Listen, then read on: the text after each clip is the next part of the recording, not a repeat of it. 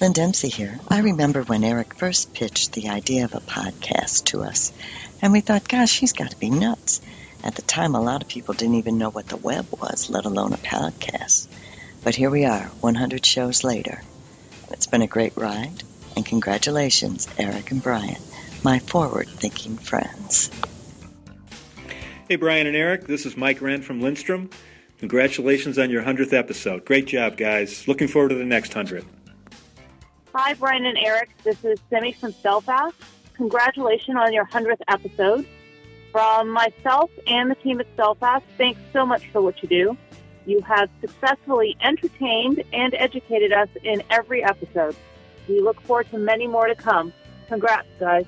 This is Dan Zender of Trinity Logistics Corporation, wishing the dynamic duo of Eric and Brian congratulations on your 100th episode of Fully Threaded Radio. It's a fantastic program. Glad to be a part of it.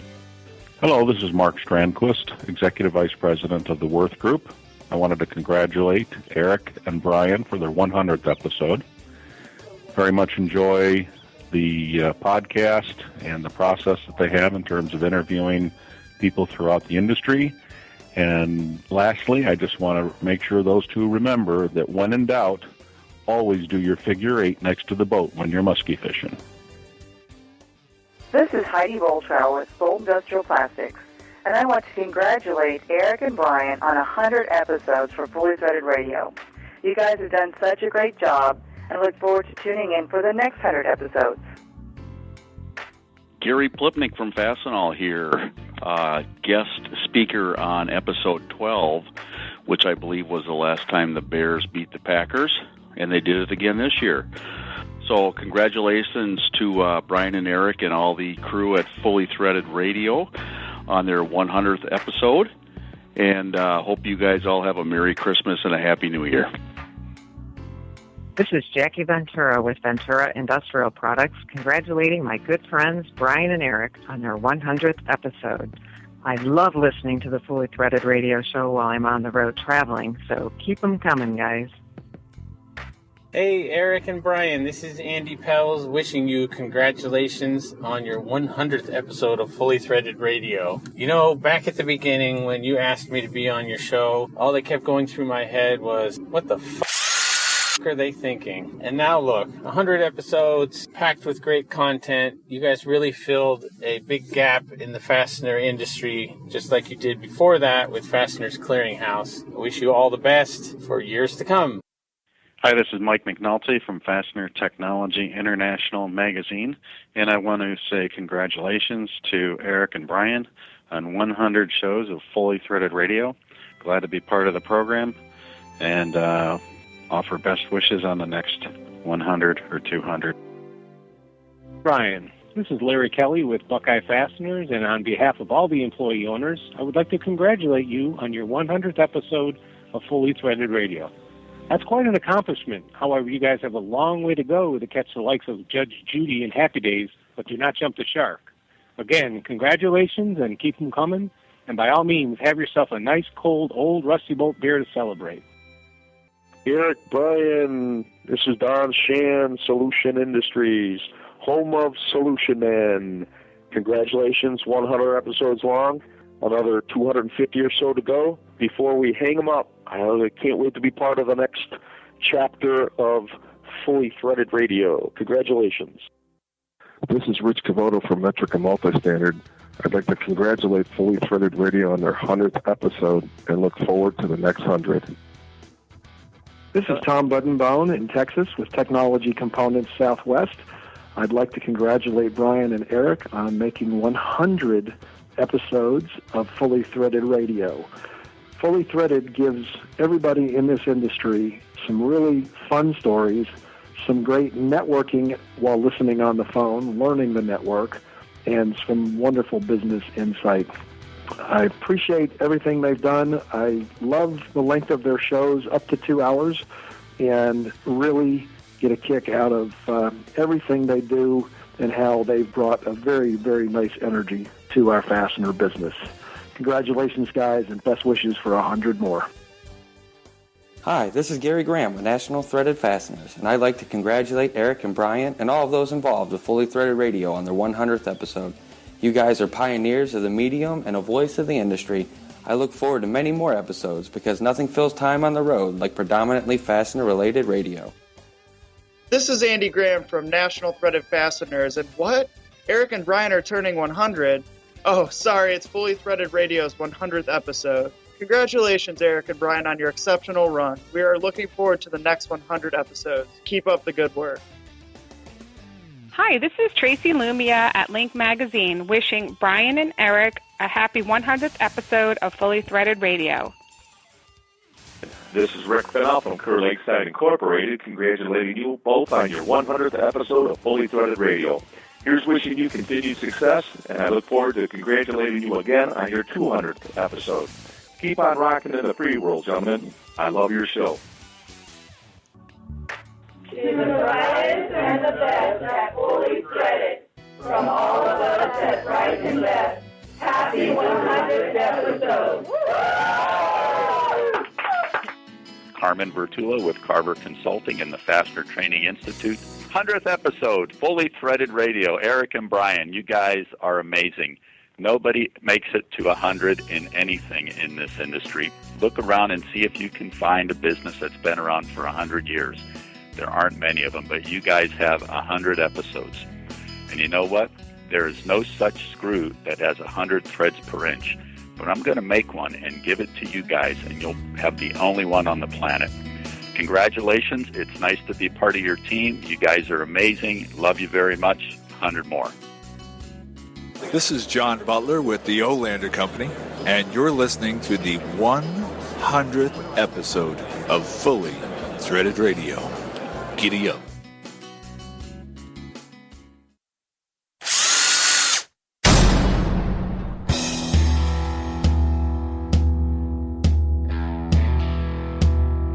It's time for Fully Threaded Radio.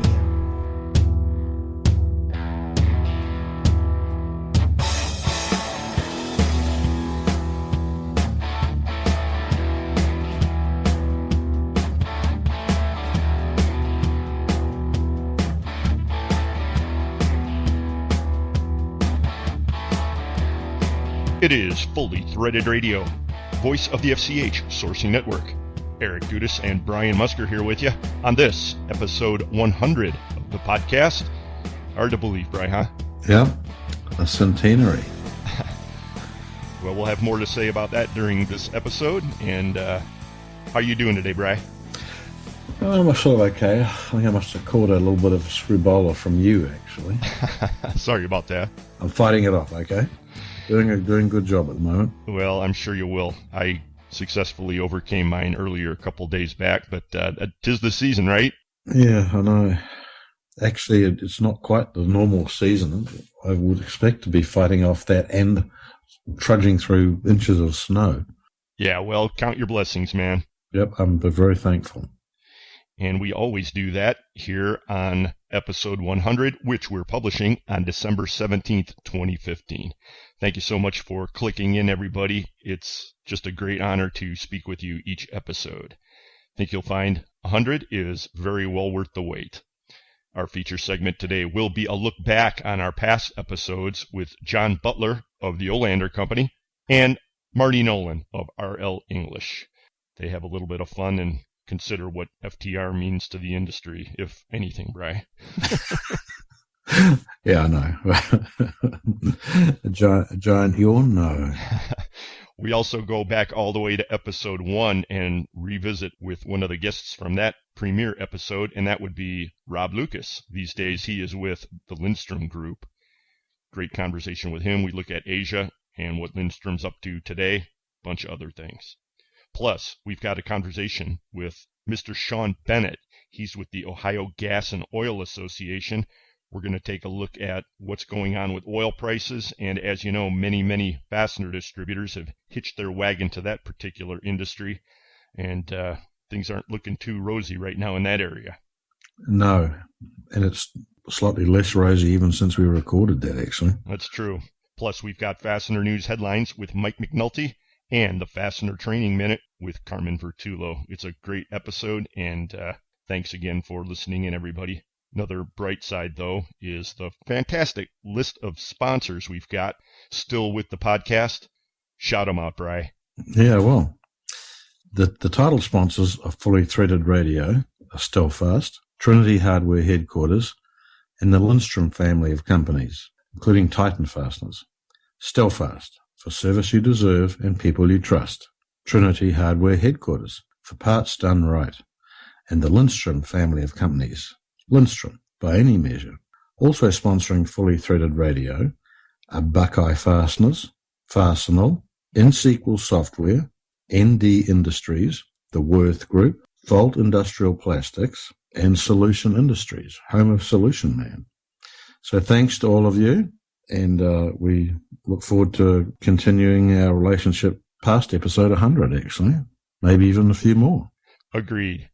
And it was just fantastic to hear so many of our sponsors participating in the montage that the lovely and talented Lynn Dempsey put together that we played at the top of the show. I tell you, it's just an honor to have such a great group of sponsors and friends that we've developed over the years, and they really did us proud. I received that file from Lynn just before we put this episode together. We originally had something different that we were going to play at the top of the show, but that was kind of a gift to us from our sponsors and so forth. And I suppose it's kind of fitting that we're doing this episode right at Christmas time, because I tell you, that really was a gift. Thank you one and all for participating in that. Brian and I really, really do appreciate it. Yes, we do. Thank you. Again, the lovely and talented Lynn Dempsey going the extra mile, and thank you so much. Hey, everybody, we have, as I said, a full show, and you can always get with us at the email address ftr@fullythreaded.com, or check us out on Twitter and the handle there, Fully Threaded. Well, Bri, after 100 episodes, you would expect that this gets easier and easier, but it seems like every time we're always really on the bubble with this stuff, so I think rather than trying to pack more into this intro, we'll just let it rip and be back in just a moment with Rob Lucas. What do you think? Right, I think that's probably a smart way of doing it. Talk to you in just a moment, folks. 2 men, 1 server, a fastener dog, and a stunning lack of more lucrative alternatives. It's Fully Threaded Radio.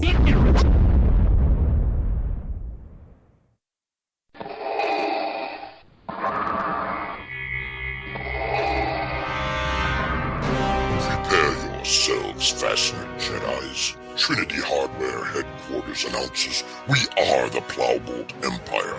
Zoom over to TrinityHardwareHQ.com and experience an amazing selection of fully stocked plow bolts and 30,000 varieties of fasteners, including packaged clamps and carriage bolts. You can visit this epic assortment and place orders online 24/7. And our online minimum order is now at an all-time low, $25. This is not your father's Plowbolt Empire, Luke. Of course, if you'd rather chat with an actual live person, you can call direct at 888-232-1010 anytime. Come to the light side, where Trinity Hardware Headquarters also provides a long list of services to complete your fastener experience.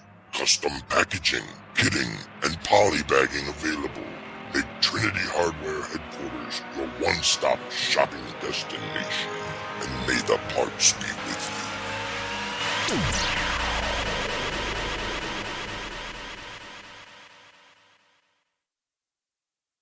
Are you tired of empty promises from software vendors? Are you paying for support that you're not receiving? Is it time for another paid upgrade? There is a solution. InSequel delivers quality software designed for the fastener industry at an affordable price with industry-leading support. Unlike other software companies, with InSequel, you purchase your software once. There will never be a paid upgrade. If you need assistance with anything, InSequel is there to help. When you call, you will always speak with a real person offering you quick and knowledgeable answers to your questions. Can your current provider say this?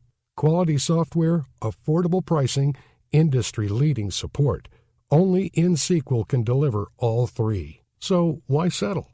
Call NSQL Software at 877-446-9775 or visit www.inxsql.com. You probably know that Lindstrom is an industry leader in metric fasteners. And there's a good chance you know we recently expanded to provide a wide range of high-grade inch fasteners. But what you probably don't know is that Lindstrom has made a serious commitment to earn your socket business. How serious? Well, let's start with 11,000 products. Announcing Lindstrom's expanded line of socket products, including socket head cap screws, flat head socket cap screws, button head socket cap screws, socket shoulder screws, and more. Plain, plated, or patched, in a full range of inch and metric sizes. Special lengths and thread pitches available through in-house fabrication. Always packed to your specification. Lindstrom. Flexibility, choice, and value at every turn. Here for everything distributors need. To learn more about Lindstrom and our expanded line of socket products, visit LindstromSockets.com. Lindstrom, by any measure. To speak with a sales representative, call 1-800-328-2430. Trinity, Steadfast, and Beacon, fa la la la la la la la la. Companies for who we're speaking, fa la la la la la la la la. Wishing you a happy season, fa la la la la la la la la. Have a beer now, there's a reason, fa la la la la la la la la. See the rusty bolt before us, fa la la la la la la la la. Tap the keg and quickly pour us, fa la la la la la la la la. Frosty cold for fully threaded, fa la la la la la la la la. Fiscal Cliff is where we're headed, fa la la la la la la la la.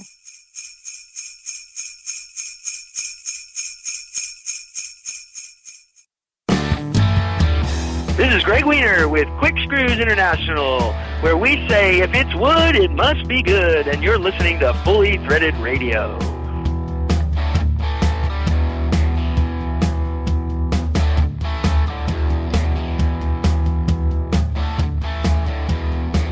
Brian and Eric back with you. The Online Fastener Go-Go Machine, episode 100. The centennial episode. Speaking of go-go, we were at the Midwest Fastener Association Christmas party last week. I saw you and the lovely and talented Lynn Dempsey shaking it up out there on the dance floor. Good for you, man. Yeah, well, we were there, and I was watching very carefully the karaoke machine. I'd noticed that you kept your distance from it. Yeah, well, I had my heart set on side A of 2112, and they didn't have it in the list there, so I took a pass. So you decided you were going to channel us Geddy Lee, is that right? Well, given the chance. A lot of fun at that party. They do a great job, and it was pretty well attended. And man, they had a pile of toys for tots there this year. The Marines, of course, in attendance, as they are every year, and the generosity of the Midwest Fastener Association is second to none. Yep, and it was a good show, very good show. Good food, and I didn't have to take my own knife and fork this time, actually. Now, hang on, what's that about? Oh, because the meat that they cut up, in the previous years, they've never provided a knife and fork. You have to eat it with your hands. So I always take a plastic knife and fork. Oh, no, for the sandwiches, you mean? Oh, yeah. Yeah, folks, Brian's got an aversion to bread for some reason, so. You were reduced to eating like a caveman, huh? I know, I just prefer the meat the way it's cut off the big slab. And they have good meat. So. And this year they had silverware? Yeah, I know. I was so amazed. I wasted I had it sitting in my pocket, my plastic knife and fork. So, yeah, I've learnt my lesson. So this time they fooled me. Well, you can thank probably Rich Cavoto, president of the MWFA, for that one. Yeah, right. Oh, he's constantly improving. That's true. And it's a good show. Of course, the Midwest Fastener Association is our home fastener association. And, of course, we are represented there under our company name, FCH Sourcing Network. Folks, it's a huge online resource for you if you're ever looking for a hard-to-find part, or if you're looking to move inventory. Get out there, the website, www.fastenersclearinghouse.com.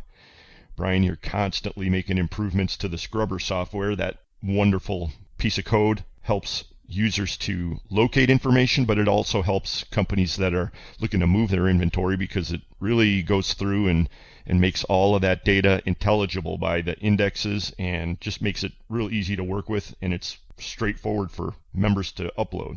Right. Also, it does little things like and tries to reinterpret mistakes that people make when they're searching for stuff. So we've been adding a little bit of that functionality in lately. So if if like, for instance, if you're searching for something on a particular type of stainless steel that doesn't find any matches, it'll actually search through all types of stainless. Yeah, and it's seen, let's just say, several mistakes over the years. Several mistakes every day. Okay? Yeah. So get out there, folks. Once again, it's the FCH Sourcing Network, www.fastenersclearinghouse.com. If you have any questions, get with us. Our contact info is right there on the site. We sure do appreciate it. Right. And getting back to the MWFA for a moment, the big announcement was made right there on the floor at the party about the new lineup of officers they have coming in for 2016. Mentioned Rich Cavoto's been the president there for 2 years, been doing a great job. But time to welcome in the new guard. This year, the president is Mr. Bob Baer of Abbott Interfast. We had him on the last episode, Bri. Yep. Good friend of the podcast. At the VP post is Glenn Bryn. He's with Innovative Components. Paul Evitz of KDS Imports is handling the secretary role again this year. And Bob O'Brien's the treasurer. He's with Certified Products. Yeah. Sure that team will do a great job. In other association news, the North Coast Fastener Association also announced a new lineup for 2016. Marty Nolan, of course, he's going to be on the show a little bit later. He's been the president for the past couple of years. And we've got some friends on this lineup as well, Bri. The incoming president for the NCFA is of Buckeye Fasteners and great proponent of Old Rusty Bolt beer, Mr. Larry Kelly. And very kindly sends me a glass at the Las Vegas show. Thanks, Larry. Good to have friends in high places. Very nice. I know. We're also good friends with the new VP. She is kind of a big deal in this industry of Ventura Industrial Products, Ms. Jackie Ventura. Cool. Good. Yeah, very. Talking about having friends in high places, right? Yeah. The secretary this year will be Dave Audia, he of Advanced Components, and the treasurer, Ken Graham from National Threaded Fasteners. Seems like a fixture on that board. Congratulations, one and all. Okay, good. Well, Bri, I think folks have pretty much gotten the message by now that it is episode 100. Right, yes. A fair bit of water has flowed under the bridge since episode 1, actually. It has. I look back on the Fully Threaded page, and I can see that it was back on March 18th, 2010, that we put out episode 1. It was entitled, This is Fully Threaded Radio, oddly enough. And the guests included Mike McGuire, Andy Pells of Screw Crew, and, of course, someone who joins us once again on today's podcast to commemorate that long-ago event, Mr. Rob Lucas. Hey, buddy. Welcome back to the podcast. Hey, guys. Happy 100th. Congratulations. Happy birthday, whatever you want to call it. I'm glad to see you're still kicking and thriving.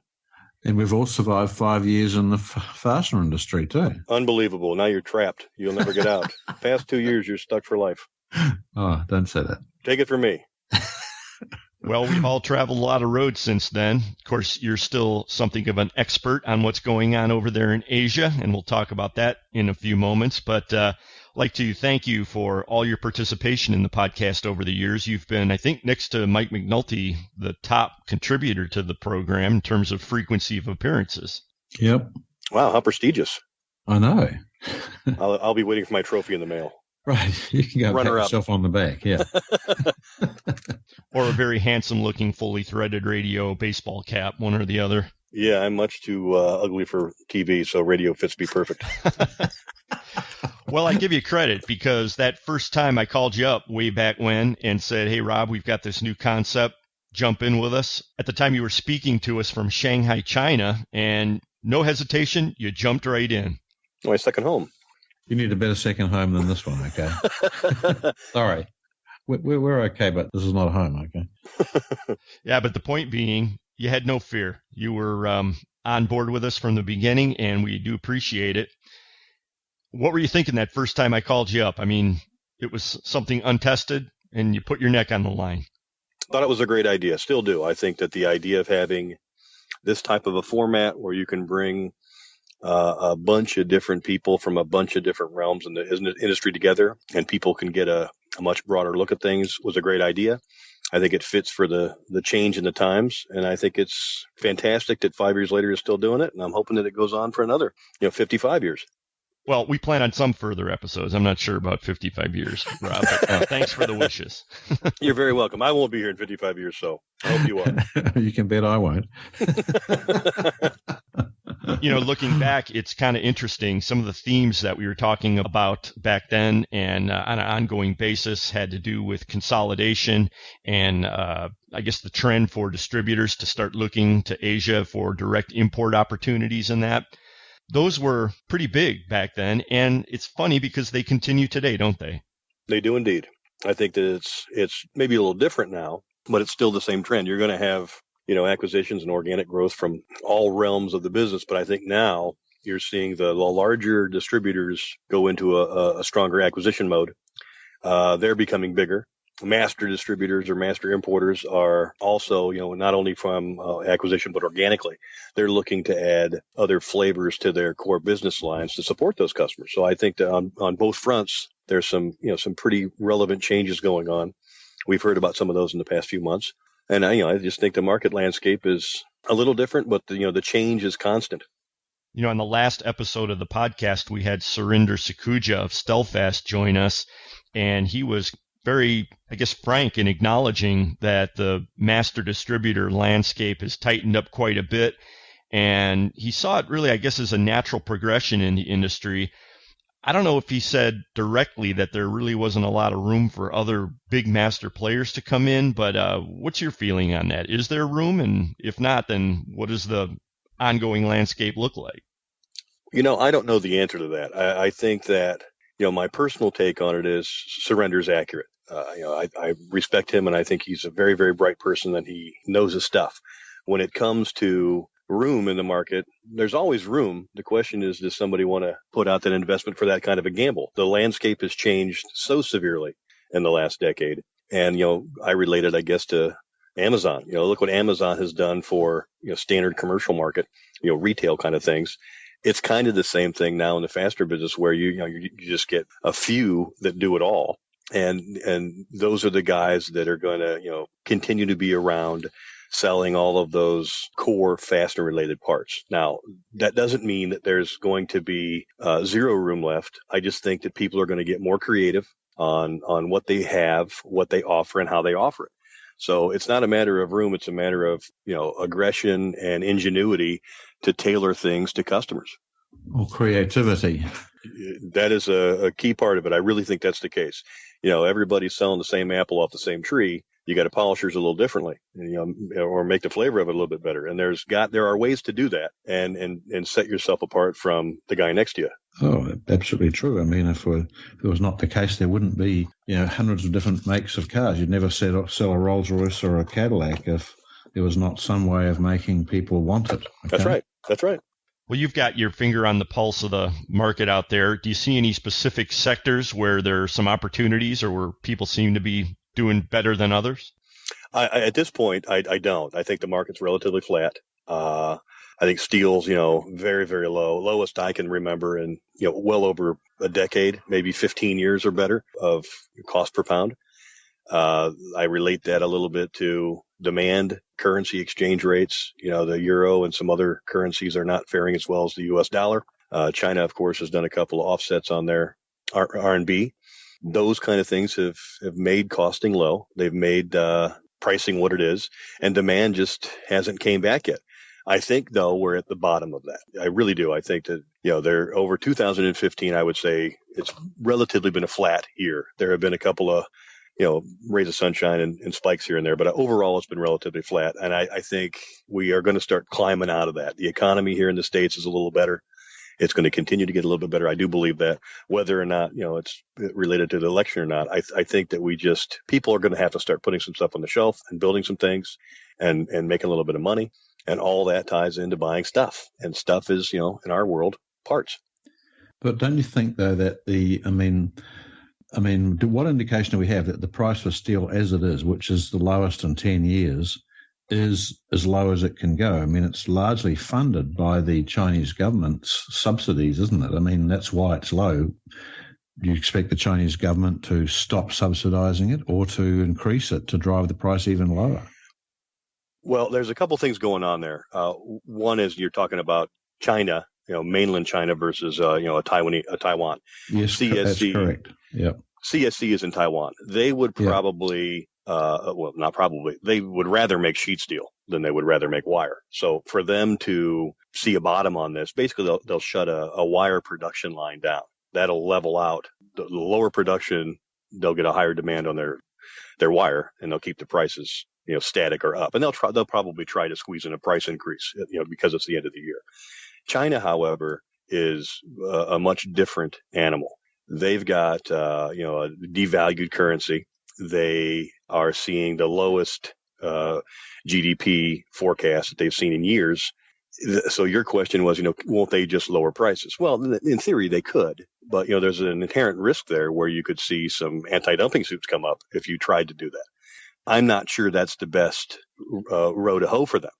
I would imagine that, when you look at the owners of the manufacturers in China, they're going to be wanting to make an equivalent amount of money that they made in the past. And if the demand is not there, the obvious answer would be to lower the cost of their parts in order to, make that money.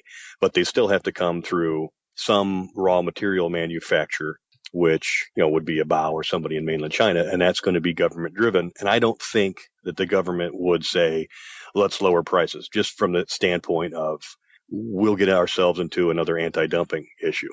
So they're at the precipice of being in a dangerous realm if they try to do that. They have done it before, though. They have, yes, they have. But I think, once you get your hand smacked a couple of times, you might not want to do that. So, it all depends on where they want to set the RMB's value of currency. Yep. They're pressuring the World Bank to get there, and when they've succeeded, now the RMB is, a figurehead in currency standards, because of the pressure they have and because of the large economy that they do have. But they've got some things on the flip side of that make it a little bit more dangerous for them to react just too hastily. Mm-hmm. Okay. So we can speculate about whether we're at the bottom, whether we'll be climbing out, and what the Chinese government might do with subsidies and so forth. But what do you see as the current impact of the steel prices and therefore fastener pricing on the market today here in the States? Well, they're in the tanks, obviously. I mean, steel, fasteners themselves are, very, very inexpensive to buy. And I think, if you want to take some money out of the bank and buy a bunch of product and afford the ability to sit it on your shelf and pay a holding cost and, have inventory not turning, there's some hay to be made here in the future, I would guess. But when does that happen? And are people willing to do that? And I'm not sure that people are willing to do that. It's been such an easy method over the last 24, 36 months to buy it from somebody relatively inexpensive and just blow it out your door and not hold that, that inventory and have that liability, that people are just accustomed to doing it. So I don't think that that'll change much, but I think pricing is going to stay very, very low until we see some type of an uptick. And the uptick will probably have to come from demand, which I think is inevitability. I think we'll probably be relatively flat for 2016. I think that maybe the third and fourth quarter or the second half of 2016, we'll start to see ourselves come out of this cellar we've been in. The U.S. economy is picking up some steam a little bit. It's not dramatic. We haven't seen the kind of production and in the kind of, building going on that would warrant it. But I think that it has to happen. Thank God for having an optimist around. Well, as we noted at the top of this segment, we've all traveled many roads over the last several years, and you made a pretty big change recently yourself. You are now a member of Team Lindstrom. Congratulations on that, Rob. I am. Thank you. Yes, you are.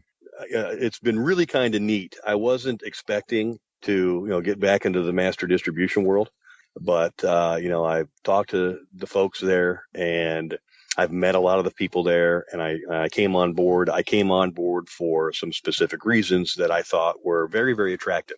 And lo and behold, it turns out that, I was right. This is a company that their owner group, while they're an equity group, they have done a lot of work on trying to understand this business, which is refreshing. They have their arms around it to the best extent that they can from not being traditional, fastener nerds like we are, but they get it. They're willing to make investments to make Lindstrom be great. And for me, looking at it from the outside before I came, I went, wow, here's this company who has a master distributor, foundation in core and metric. They have kind of branched out their tentacles a little bit into the inch realm. They have a manufacturing facility and they have a packaging facility. And I thought, wow, that's really, really cool. And if these guys can figure out how to kind of tie these three beasts together, they could really provide customers with something that I think is warranted. So, that was the reason I decided to join Lindstrom. Now that I'm here, I see that and I love it. And it's really refreshing to be in a company that we're not just going out and saying, okay, we got this on the shelf, Field of Dreams model, come buy it because we've got it and this is our price. While, there's some of that goes on, we are much more focused on looking at our customers at a specific unit and tailoring programs that fit their needs. And we're willing to do all of that stuff and that pain work and take it out of their arms.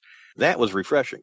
And when you compound that with the ability to make some parts and you compound it with the ability to package some parts, you really have this trifecta of things that can support our customer base in a much better fashion than Lindstrom traditionally has, which has been great in the first place. I've known Lindstrom for years and they've always had a great reputation. And I think they're just building off of that. And we are going to do things that I think our customer base is going to see as attractive. To me, that was really, really the biggest reason why I went there. And now the second reason was there are a lot of really good folks there who, some I've known, some I've just met. They all have that same kind of a mentality. And that's, it's kind of exciting. And I'm surprised I'm saying that because I didn't think there would be anybody out there like that. Now, You've seen it all, done it all in the fastener world, huh? Yeah, so it's been really, really fun, and I'm really happy about it. Well, I think exciting is the watchword. We've been super excited to have Lindstrom on board with us as very, very strong sponsors and supporters of the podcast, and we've been excited to watch the offerings grow. We've seen the team that they're assembling over there. The stable of talent's impressive, and we were kind of glad to see that you made your way over there, so congratulations on that. I have to ask you, being the perennial globetrotter, how is the move over there affecting your frequent flyer status? Well, you can't affect it. I'm lifetime with a couple of airlines, so it's all right. And for me, I've traveled so much and, both domestic and abroad that it's kind of nice to not constantly be on the go. However, with Lindstrom, I've already gone over to Asia as a Lindstrom representative. So I'm seeing some of my old friends and doing some of the stuff I've done in the past. However, I'm minimizing some of that overseas time, which at this point in my life is, a welcome change. I was getting real tired of going once a month. And, I'm still traveling domestically. I still have the same kind of a role that I've always done throughout most of my career, which is dealing with suppliers and customers and technical stuff and quality and purchasing. That to me is fun. So my travel, while less active than it has been in the past, is still, I plan on going over to Asia at least 4 times a year. Well, it sounds like a pretty good pace for you. I mean, yeah. Every now and then you get a craving to belly up to the bar and get a cocktail dish full of chocolate-covered ants or something, right? So. Well, it's been for doing it as long as I had and traveling as much as I had. When I stopped doing it, I was like, hey, I got to get over there. Because it becomes ingrained into you. Is the itchy foot syndrome? Yeah. Well, glad to hear it, Rob. And once again, you've been a great friend of the podcast, and we sure do appreciate that. And we appreciate you joining us here today. Hope you'll check in with us again when you've got more big news. I'd love to. And I know that probably coming up here in your show, you're going to be talking about the FTI, but I wanted to kind of throw in a little bit of a self-serving plug. Lindstrom is going to be sponsoring the FTI, is going to have a metrics podcast. I'm sure Carmen or John Walkman may be talking about that, but we've sponsored it. We're looking forward to it being a good couple of days of education for people on it. And we're proud to be able to support the FTI, and we're looking forward to, potentially doing more in the future. Yeah, thanks for mentioning it. The Fastener Training Minute is coming up in a few minutes here on the podcast, and it's good to hear, Lindstrom, you're tied in with those guys. They're doing good work. And hey, once again, Thanks for joining us, Rob. We'll talk to you very soon. Thanks, you guys. Happy 100th. Put on some hearing aids. Dye the hair. Oh, no, I gave up the dyeing the hair thing. Me what too. Hair? I hear you. Thanks. Rob Lucas, Brian Musker, Eric Dudas, Fully Threaded Radio. We'll be right back. They're like more cowbell for the fastener industry. Brian and Eric. Fully Threaded Radio.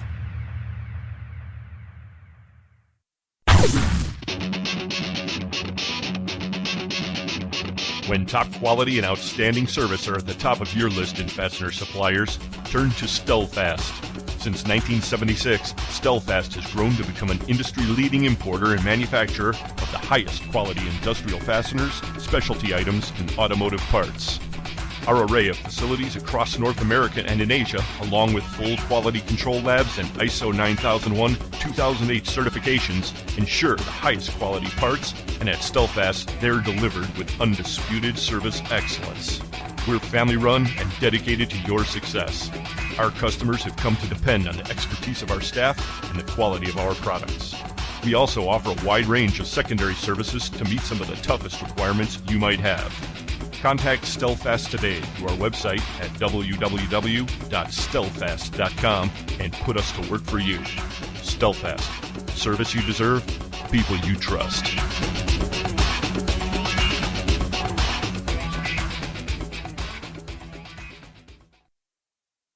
What can I get you, young fella? An ice-cold sarsaparilla? Something stronger like a beer from the tap? Maybe something even stronger like some blended whiskey?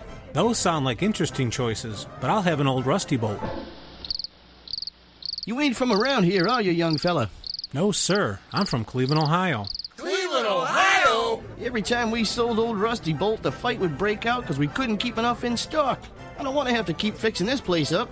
But I've traveled a great distance, and I've had my taste buds set on an old rusty bolt. I might have one tucked away in the bottom of the cooler. Yep, here it is. Hey, he's got an old rusty bolt. Let's get him! I warned you. Old Rusty Bolt beer, causing civil unrest since the 1800s.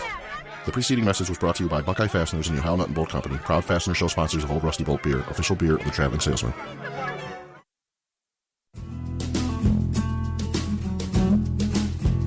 Looking for package fasteners of all kinds?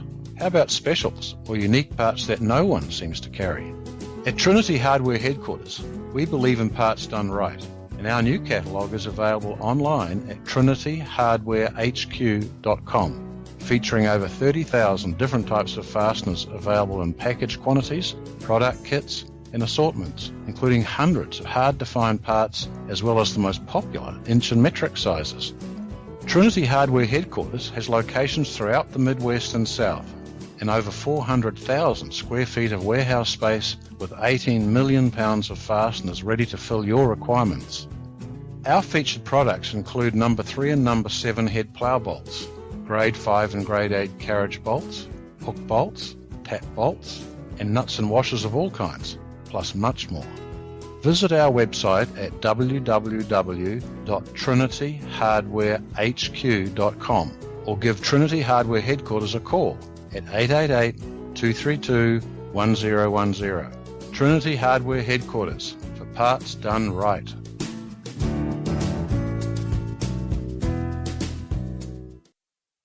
I need 5,000 3/4 10 by 9 and 3/4 grade 8 zinc yellow tap bolts right away, but they're not a standard size. Solution Man Ken. I carry a wide variety of sizes and I can quickly cut them to any length. See Solution Industries website for details at solutionind.com. Using your bare hands? I do use a saw on smaller parts, actually. This is JR from JHP Fasteners, the precision fabricators and distributors' #1 source. Come visit us and the Fully Threaded crew on Facebook and Twitter for the latest in fastener news and facts. You're listening to Fully Threaded Radio.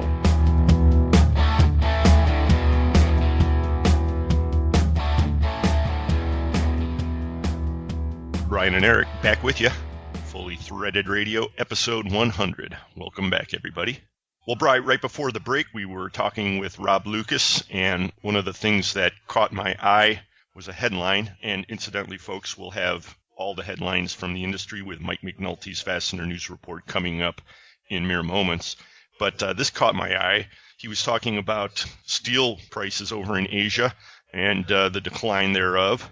This one zinged by on Reuters. I think I picked it up off of Twitter. Headline was U.S. shale oil producers pummeled after OPEC decision. And just read a little bit of this to give you the flavor. Fears low oil prices will persist for years sent shares of U.S. crude producers tumbling on Friday after OPEC failed to agree on a unified output cap, effectively letting its 13 members pump at will under a policy aimed in part at squeezing out U.S. rivals. Comments exacerbated oversupply worries and sent U.S. oil prices below $40 a barrel, dragging down U.S. energy stocks. The story goes on to point out that prices have dropped about 50% in the past year, oil prices that is, and oil rig count fell this week for the 13th week, down to 545, which is about a third of the number operating at this time last year, Brian. Not too good news. No, I think the Saudi Arabians are the ones who are forcing the issue from what I read about the OPEC meeting. But we have people who can tell us much more than that. Well, like everything else in the Mideast, it's a very dynamic and complex issue, but all of the different players in OPEC have different agendas, and so far they're really kind of in a free-for-all, it appears. However, bringing things back stateside, we wanted to take a look at this a little closer because obviously there's a good part of our listening audience that is involved with supplying the gas and oil business, and there has been a lot of excitement, or there was a lot of excitement on this. We thought we'd bring somebody on who can speak to this a little bit more authoritatively. He is Shawn Bennett of the Ohio Oil and Gas Association. He's the executive vice president over there. He joins us now for a couple of comments. Shawn, thanks for joining us. Yes. Hey, thank you for having me. It's a pleasure. You were listening in on the headline I just mentioned, and what are your initial thoughts on that? What are the takeaways for our domestic oil producers? Doesn't seem too good. No. And that article that you read probably came out over the weekend, and really the price of oil has only gone down since then, and it's been a rough ride. And really since June 2014, we were looking at West Texas Intermediate is how we sell our oil here in the United States. That was sitting at about $105 a barrel, and today we're looking at about $37 barrel of oil. So you've seen a significant decrease. And it's funny, when we started to see this happen, and this all began on Thanksgiving Day here last year, when OPEC held their first meeting and decided they were not going to curtail production. Since that time, we were hoping it was going to be a short-term drop. However, over this past year and I guess 13 months, I've almost gone through the 5 stages of grief. So now I'm almost in that acceptance. It's going to be low for a little while, and we just got to ride through this. And we got to make sure that as we ride through this low tide, when oil prices get back up, we're able to get back and going back to what we do best, and that's drilling for oil and gas. Now, you could saying that the OPEC decided not to curtail production is a euphemistic way of saying that OPEC decided actually to try and put the U.S. producers out of business, didn't they? I mean, they knew exactly what they were doing, and they knew this is the only way they could do it. Oh, they know exactly what they're doing. And you know what? It wasn't even curtailing productions because they're actually producing more than they promised they were going to produce last year. I mean, they've gone over their production limit that they've sanctioned upon themselves. So, really, I mean, this was, a twofold plan. They're there to punish, not only Russia, who's around that area, who could share the market with China, that they want to control as far as the price of oil. However, they also want to, in this Saudi Arabia, they want to kind of throw around their weight around with, countries like Iraq and Iran. And they also want to kind of try to take out the Canadian oil sands as well. So, they're not only just focusing on us. However, we are the biggest elephant in the room because really shale development itself has transformed the geopolitical nature that oil has on this not only this nation but in this world. And we have really kind of disrupted this good thing that Saudi Arabia and the OPEC nations have had going for such a long time, and that was because of shale development we're seeing taking place in the United States here today. So did this really give the Saudi Arabians a fright, the fact that this shale oil became viable? I mean, how much did it screw everything up for them? Well, we become this disruptive force. Again, they don't want to lose market share. This is what it's all about. It's not about the price to them. It's about market share, and that's what you've really seen happen over the past year. Is even though the price has crashed and they're making significantly less money by producing their oil, and they're going back into the reserves. They'll ride this out for as long as possible because they don't want to give up any of their share of production.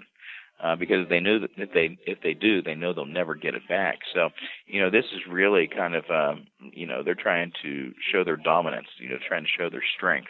And they're going to continue on this kind of exercise until they realize that they've done something to curtail production. And again, it is working. As you mentioned here earlier, the amount of rigs operating in the United States are some of the lowest they've been here in the past 10 years. And that's significant. And so our production is going to fall off. It's, it's just kind of the natural course of things. When you talk about developing oil and gas resources, the less wells drilled, the less production is going to come out of those wells. So, every well declines after its first day. And if you're not putting new wells online, production ultimately is going to follow. And if you really take the wind out of the entire industry for long enough, it's going to take a while for them to feel comfortable enough to really come back in full swinging. And that's really what you're seeing right now, is you're seeing Saudi Arabia, mostly OPEC, really wanting to kind of just wipe out all the momentum that we have gained over the past 10, 15 years and have us start anew, because it's much more difficult to start anew when you don't already have the process in place than it is if you kind of just take a little wind out of their sails and it's still producing. Right. Now, given I saw some figures once, like a year ago, that the actual cost of taking a barrel of oil out of the ground in Saudi Arabia is something like $15 or something like that. So they can afford the price to drop more than this. However, they're not the only oil producers. Do you have an idea what's that lowest that the price can go down to before some of the OPEC members start hurting themselves? Oh, they're already hurting today. If you look at Venezuela or some of these other countries, they still need about $70, $80 a barrel to, for lifting costs. So, that's a reality. When you look at it, Saudi Arabia may have this, these phenomenal formations, and they do. It's these very porous formations to where they drill into almost like coral, and they drill into them, and they get phenomenal wells, and again, not much lifting cost, very easy to produce. But if you get into some of these other countries, in some of these other formations, just right outside the Gulf region, every other country involved in OPEC is having a very difficult time, and Russia's having a very difficult time as well. So when you look at it, there are only very few countries, maybe 3 or 4, that are able to kind of get by right now with these low prices. But, again, as you kind of think about it, those are also the lifting prices that they tell us. And I wonder how much of that is true. How much of those real reserves are left that only cost $15 to get out of the ground. Right. I think as they continue to pump as they are, they're probably running into a lot more issues in trying to find those low-cost reservoirs. Now, Shawn, it's true that extraction techniques and so forth are hugely important in the overall cost, but all oil varieties or crude, I guess, varieties are not the same, right? So the sweet and so forth are not the same as the sands.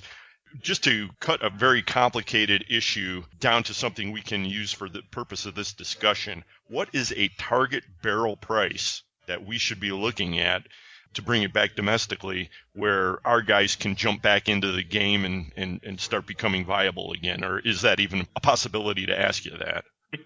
Well, every play is different. Every formation is different. Every state is different. It depends on how much well costs are and how producible the formation that they're targeting is. So there's a lot of variables that are in that. I could go out to the Wattenberg out in Colorado and drill a well for $3.5 million. I can get some good wells out from that formation. But if I come over to the Utica, it's going to cost me $9 to $12 to $15 million.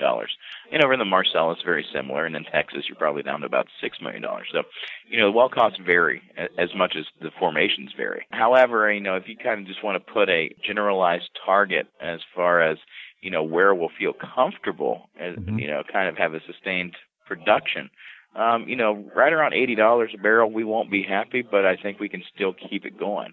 However, with this drop in prices, we have seen a lot of efficiencies have been gained over this past year and a lot of reductions in costs. So as you reduce the cost to drill the well, that price of a barrel will come down. However, I think that $75 to $80 range is an area where we'll feel comfortable. We won't feel great. We won't be living the high times of $100 barrel oil. However, there'll still be jobs and there'll still be wells being drilled, and that's what's important. This is about jobs at the end of the day. And, right now, those jobs are being decimated by this $37 barrel oil. Absolutely. Very understandable. So given that and given that target range, what is the practical effect of all of this activity currently? I mean, it must take quite a bit of time to ramp up to begin building a rig or a well. Is that activity all stopping right now, or what's actually happening on the ground? No, you're seeing it slow down right now, and what you're seeing a lot right now is, depends on what play they're in, the maturity of the play. If you take a place like the Utica, there's still areas where they may drill a well to hold some acreage on a lease that they have. Or they're companies who are high grading their acreage, which means they're taking the best acreage they have, what they know is a home run, and they're going to drill that well because it will help them get by in this low price commodity environment. But, it also depends on if you're drilling for oil or drilling for natural gas. Natural gas is also, it is one of those commodities that aren't talked about as much as oil. And, right now with the warm weather and the real lack of manufacturing in the United States, you're seeing the price of that also suffer. And that's really more important for the Appalachian Basin. You have a lot of oil plays. You have the Bakken, the Eagle Ford, and some out west. And as you get further east, while we have some oil components, natural gas liquids components in the Marcellus and the Utica, a lot of, the decisions to develop are really driven by the price of natural gas and natural gas liquids. We're speaking with Shawn Bennett of the Ohio Oil and Gas Association. And Shawn, there's just so many questions that I have for you. I mean, given the virtual war on energy overall in this country, we could talk all day. But I'd like to wrap up with just one other question, and then we'll hopefully have you back later. Your opening comment, you insinuated that there's a cycle here and that people are going to try to ride it out. If you had to put a crystal ball on it, when would you say this cycle's going to turn? Oh, if I had that crystal ball, I'd be a much richer man. However, what you see right now is, there's a lot of projects in place. Last comment I made, I talked about natural gas being, the predominant factor of drilling in the Appalachian Basin. And right now what we suffer from here in the Appalachian Basin is called a negative basis. And that means we get less for our natural gas than you get in other basins across the United States. So right now, we have a significant build out of pipeline infrastructure that's trying to get it into more competitive markets, whether it is in the Chicago market or going up to Canada or moving out west towards Colorado or down the southeast. There are areas that we can get a better price for our gas than we can here in the Appalachian Basin. So we have a lot of projects, and we have to lay a lot of pipeline to get ready for when prices come back. So you're going to see that take place for right now, and that midstream infrastructure to build out, which is, again, takes a lot of lead time, but very significant for our industry. So you're seeing that take place right now. So while we as drillers may not drill as many wells, we're really going to allow that infrastructure to build out for when natural gas prices rebound, hopefully in the next 2-3 years. We'll able to take advantage of those higher prices that we'll be able to get out of those markets. Again, there's a lot of things that determine the price of commodities. If you look at oil, it's, a lot of the turmoil in the Middle East or growing economy over in China has a lot to do with the price of oil. And, if either of those things happen, turmoil in the Middle East or China starts seeing a boom in their economy again, oil prices will rise. For natural gas here in the United States, you're talking about a commodity that is landlocked for the most part. You don't really see too many LNG facilities up and running here. However, there's ones that we're trying to get built. But we need you need to have coal-fired power plants probably start coming offline. And, that's something that I don't like to see. However, we are a fuel that can compensate for some of that loss. So if you're able to start seeing more electric generation from natural gas-fired power plants, as well as a growing manufacturing base that large-scale users of natural gas, you'll start seeing those prices rebound. And even though they'll rebound a little bit, they're never going to get back to those highs of $8 to $13 an MCF that we saw back in 2008 because we're producing so much natural gas. However, little increments always help. Right now we're hovering about $2 an MCF. If we get back to 4, I think that is an area where you're going to see a lot more development as far as natural gas plays here in the United States. Got it.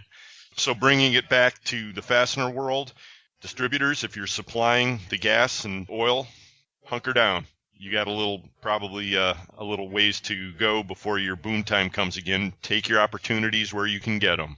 Fair enough? Oh, yes. No. It is. You're taking I thought you were just making a statement.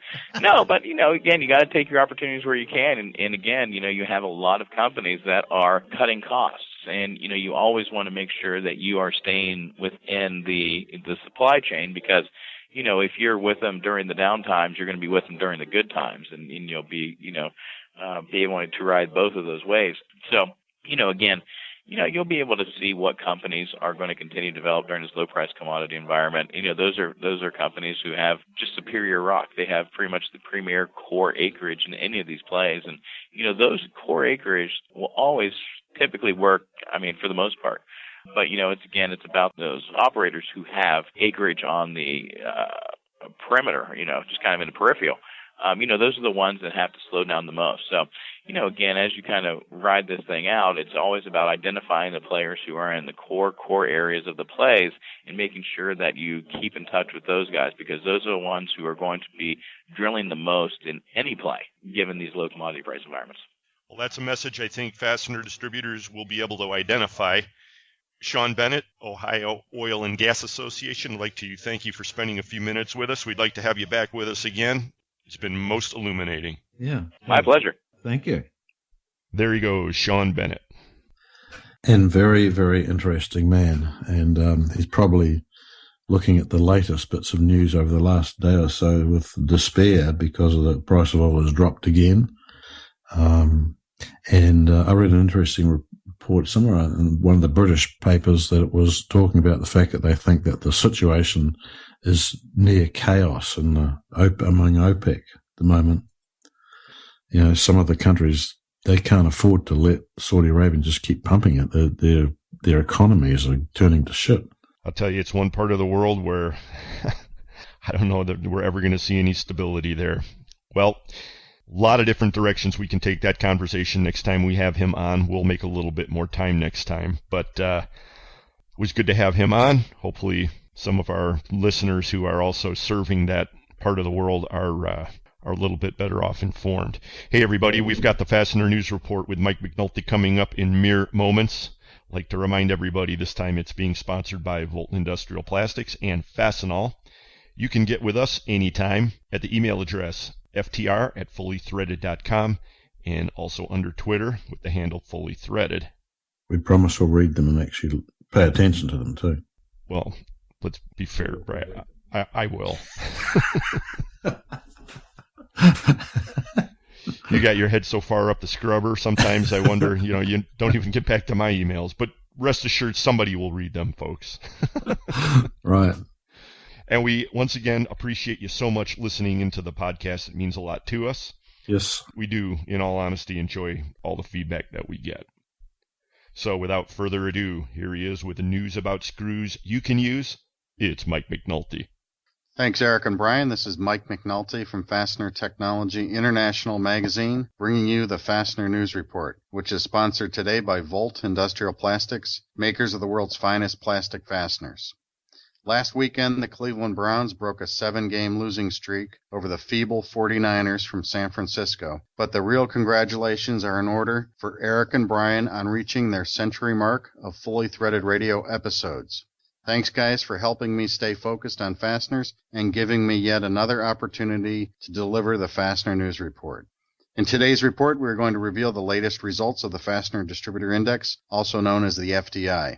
Also in today's broadcast, we have newsmaker headlines from Lawson Products, West Coast Fasteners, Northern Safety and Industrial, the Worth Group, Hollingsworth Distribution Systems, B2B Industrial Packaging, the DPA Buying Group, International Fasteners, Bufab, Apex Stainless Holdings, Brighton Best, Ernest Machine, the NFDA PacWest Joint Conference, the Southwestern Fastener Association Spring Expo, and the Phillips Screw Company. On the back page, we're going to talk about Fastenal and charitable giving. We'll get to all of that and last month's FDI results right after this. Volt Industrial Plastics is the source for all your high-quality plastic fastener needs, and customer service is their #1 priority. With almost 1 million fasteners in stock and same-day shipping on stock items, Volt Industrial Plastics carries inventory so you don't have to. Volt manufactures everything in-house from over 125 different materials, and they're proud to say 100% of their products are American-made. And of course, custom tooling and in-house bagging is available. Contact Volt online at www.voltplastics.com. Volt Industrial Plastics, makers of the world's finest plastic fasteners.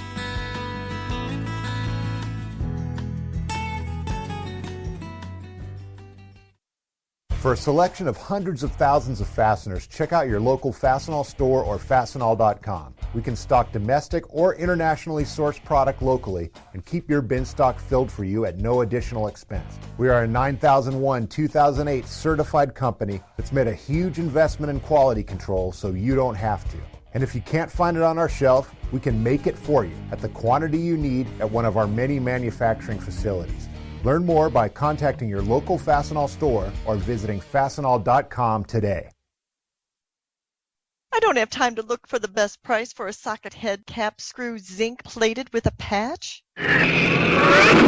Solution Man can. Let me handle all of your secondary processes, and I'll even ship the finished product. One price, one purchase order, one invoice, and one shipment equals one solution. Visit the Solution Industries website for details at solutionind.com. Solution Man, you're my primary source for secondary processes. Good one.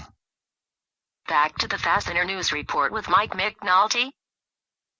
In November 2015, the FDI took a nosedive to a seasonally adjusted level of 46.7, well below the growth line for the fourth time in the last 5 months, and markedly worse than the 50.1 result from October. Fastener Distributor Index data is collected and analyzed by the BB&T Capital Markets Group, the FCAH Sourcing Network, and the National Fastener Distributors Association. The FDI seeks to identify demand, pricing, and outlook trends within the American fastener distribution industry. Contributing to the lower result in November was a decline in sales to the level of 34.8, which BB&T believes is consistent with the tough conditions faced by many distributors in November. Additionally, the annual pricing figure fell below 50 for the first time in the history of the FDI. One survey participant noted, "November was our worst month since the 2008-2009 crash." Other comments included the following quotes: "Prices from Asia are falling," and "We really had to fight for the limited sales that we received in November, dropping our margins where needed to clinch an order." And "The energy sector isn't spending on infrastructure right now," followed by "Round bar material costs have declined 13% year to date." Our final FDA comment is that the 6-month outlook improved quite a bit, with 48% of respondents expecting higher results in the second quarter of 2016, a testament to the really low results of November's 2015 FDI. To learn more about the FDI, visit www.fdisurvey.com. Next up, today's Fastener Newsmaker headlines. Lawson Products Incorporated in Chicago, Illinois, has acquired West Coast Fasteners Limited, a fastener distributor based in Burnaby, British Columbia in Canada, near Vancouver. The transaction price was not disclosed. Northern Safety and Industrial, based in Indianapolis, Indiana, a member of the Worth Group, has hired Mike Borelli as its new CFO, responsible for Northern's finances and facilities. Hollingsworth Distribution Systems in Dearborn, Michigan, a provider of precision fasteners and cold form parts, has appointed Michael Schutt as its new manager of product development. B2B Industrial Packaging, based in Addison, Illinois, expanded its fastener expertise and inventory, made possible through its recent acquisition of Anasco and the addition of fastener experts Dean Summerfield, with 40 years of fastener experience, and Michael Manthai, with 20 years of fastener experience. Both are now regional sales managers at B2B. The DPA Buying Group in Cincinnati, Ohio, named Tampa, Florida-based International Fasteners Incorporated as the DPA Supplier of the Year. International is known for the Daggersey brand of construction fasteners. Bufab in Sweden has agreed to acquire 100% of the shares in Apex Stainless Holdings Limited, a privately owned UK company which specializes in the distribution of stainless steel fasteners, mainly to UK-based customers. The price was 310 million Swedish kronas. Brighton Best International, based in Long Beach, California, has elevated Julio Peralta to the position of warehouse manager in Brighton Best Charlotte, North Carolina facility. Ernest Machine in Cleveland, Ohio, has put the finishing touches on its customer-focused campaign built around the premise of, "How can we help you today?" The campaign is one of several upgrades at the fastener supplier, including a new website and e-commerce center, a new brand identity, and 2 new engineering and manufacturing centers. Online registration is now open for 2 events in the spring of 2016. The NFDA PacWest Joint Conference being held March 1st to 4th in San Diego, California, and the Southwestern Fastener Association Spring Expo scheduled for April 6th to 9th in Houston, Texas. And our top fastener newsmaker headline is that Phillips Screw Company, based in Burlington, Massachusetts, has completed a management-led buyout of the company. Phillips Management partnered with Gemini Investors, a private investment firm, to complete the transaction. Ken Hurley, Phillips president and CEO, said that the transaction puts Phillips on the path to continued success as it expands its solutions worldwide with the help of its new partners at Gemini. Transaction terms were not disclosed. Finally, let's turn to the back page to talk about Fastenal and charitable giving. Cotter Schools in Winona, Minnesota recently honored 5 Fastenal men who have been key figures in the history of Cotter Junior High and Cotter High School. At the 2nd annual Cotter Schools Founders Day, Cotter honored Steve Slaggy, Bob Kierlin, Mike Gostowski, Henry Van McConnon, and Jack Remick. All but Remick graduated from Cotter in the 1950s. Cotter Schools president, Sister Judith Schaefer, called the men very silent benefactors, whose efforts have provided millions of dollars in support of Cotter Schools over the last 25 years. Sister Schaefer told the story of the 5 men's friendship, Bob Kierlin's dream to sell nuts and bolts, and how the partnership with his childhood friends led to their significant support of education at Cotter Schools. She said that the ceremony was her idea, not something that the men would have wanted. I, for one, applaud this type of humble charitable giving, which in my view stands in stark contrast to today's high-profile charitable foundation creators such as Mark Zuckerberg and Priscilla Chan, Bill and Melinda Gates, and Bill and Hillary Clinton, just to name a few. In reality, these folks seem to crave celebrity spotlight, hidden agenda advancement, and quiet economic benefits that their style of trumpet-blowing charitable giving delivers. Congratulations to the Fastenal men. This has been Mike McNulty of Fastener Technology International bringing you the Fastener News Report.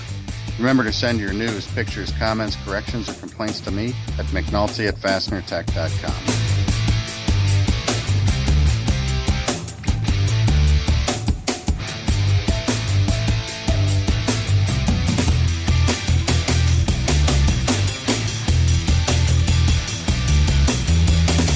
Up next, Carmen Vertullo has the Fastener Training Minute.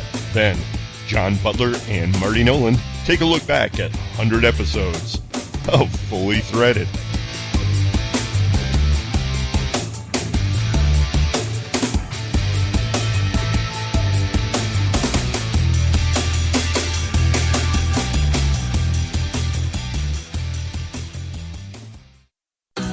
How do you make the top name in packaged fasteners even better?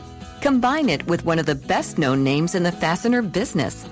Announcing that Titan Fasteners is now a proud part of Lindstrom. For more than 50 years, the Titan name has provided distributors with experience, technical expertise, and full customer support in every package that's shipped. For fastener needs in in-plant maintenance, industrial and construction, MRO and automotive, fleet, farm, building and grounds. Available by the box, keg, or pallet. Titan means packaged fasteners, and Lindstrom means choice, flexibility, and value. And together, we now offer more than 133,000 SKUs. For value-added fastener solutions in metric or inch, turn to Lindstrom and Titan Fasteners. To learn more about Titan Fasteners, visit titanfasteners.com. Lindstrom, by any measure. To speak with a sales representative, call 1-800-789-8112.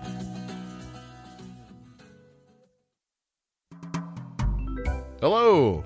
Hello. You've been walking the Fastener Show for a while? Yes. However, I'm wearing very comfortable shoes. How would you like some Old Rusty Bolt beer? I'm not a smart man, but Mama warned me about these things. Well, that's probably because Mama never tried Old Rusty Bolt. Only the finest beverage in the fastener business. All right. I'll give it a try. This is pretty good. I'm starting to feel funny. Jenny! Something's happening. Whoa. I feel. Sum of the square roots of any two sides of an isosceles triangle is equal to the square root of the remaining side. Old Rusty Bolt, making the fastener world feel smarter, one beer at a time.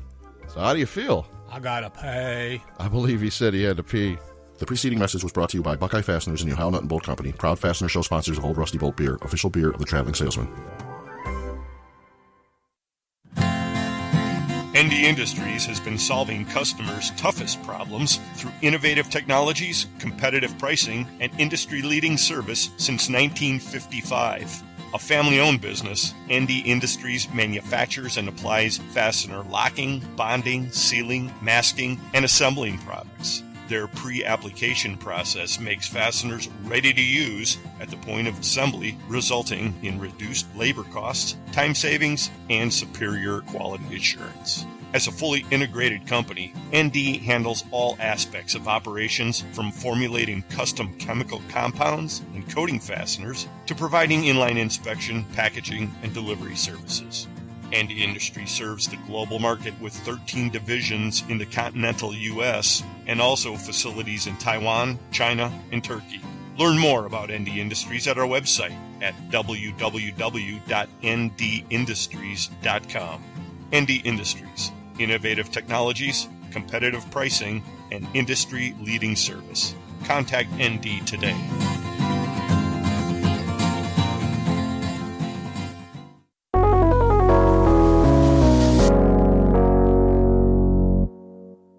Well, hi, everybody. This is Carmen Vertullo from Carver Consulting and the Fastener Training Institute with the Fastener Training Minute. Today, I went deep into the archives of our Fastener Training Institute war stories to find a very good question, which I often get, and I save these. And if you ever have a question you'd like to ask me, you can feel free to email me at carmenv@carverem.com, and maybe it'll become a war story. Well, this question is a short one. I'm going to read you this question, and when we come back from the break, I'll tell you the answer. This is from Fred, and Fred, if you're listening, you'll remember this question is from a few years ago. Good afternoon, Carmen, he starts off. I need your advice on this matter. I have a tri-roll gauge to check threads on metric and inch threads. And on a half 20 thread, the functional diameter is under spec by 0.0004. That means 4/10,000ths of an inch. The vendor says the parts are okay on a ring gauge and I should accept them. But as far as I am concerned, if parts fail on one gauge, then the parts are not acceptable. For me, a digital gauge is more accurate than a ring gauge. Thanks in advance for any help you can give me on this matter. Well, there's a very quick, simple, and easy answer to this question, and when we come back from the break, I'll tell you what it is. Thanks, Carmen. This is John Walkman for the Fastener Training Institute. As we prepare for Christmas and New Year's, I want to thank all who have supported FTI during 2015. Your help has been crucial to our growth and success. We have just been advised by Phil Johnson, president of the Fastener Education Foundation, that they have approved our Fastener Training Grant request.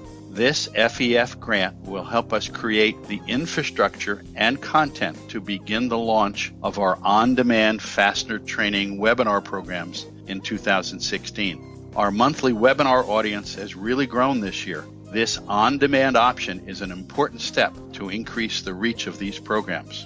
We thank Phil and the FEF board for their support. Next month, Carmen Vertullo will present our two-part metric fastener webinar.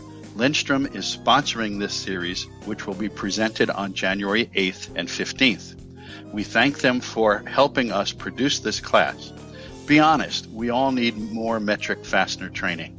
Our first Fastener Training Week of 2016 will come to Los Angeles February 15th through 19th. Participants that complete this class earn their Certified Fastener Specialist certificate. This is the only West Coast offering of this great class for 2016. Carmen will be your guide through this week-long event and be joined by Salim Brahimi and Lawrence Klaus. Don't miss this class in sunny California. Please visit our website, fastenertraining.org, to see our complete 2016 class and webinar registration details. Now, back to Carmen for our Fastener Training Minute.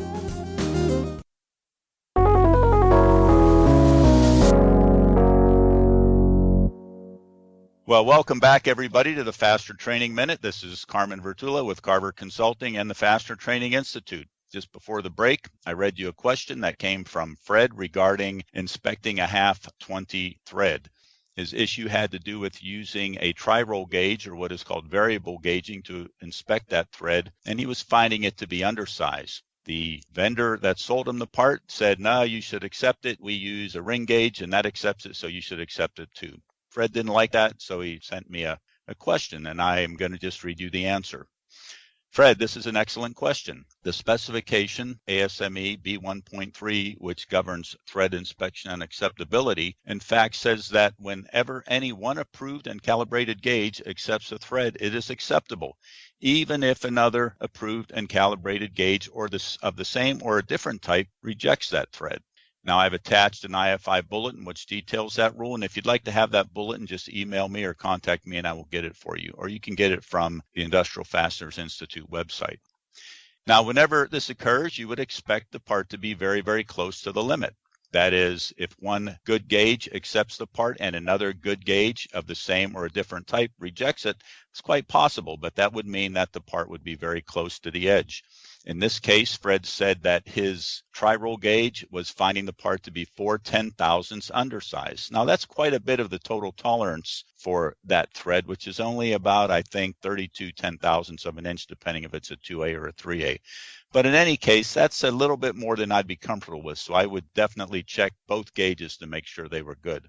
Also, with a tri-roll gauge, sometimes if the parts are out of round, the tri-roll gauge would find that, and perhaps the ring gauge would not. So that's why the ring gauge would detect it. As well, Fred mentioned that he was inspecting functional size, not pitch diameter, and you don't really need to inspect functional size with a tri-roll or a variable gauge. The ring gauge is the perfectly good gauge for that. So the bottom line is, if you inspect the part with the ring gauge and it accepts, you also inspect it with a tri-roll gauge and it rejects, the part is good. Should be close to the line on that tri-roll gauge, though. Most importantly, though, as a general principle of inspection, it's a good policy to inspect to accept.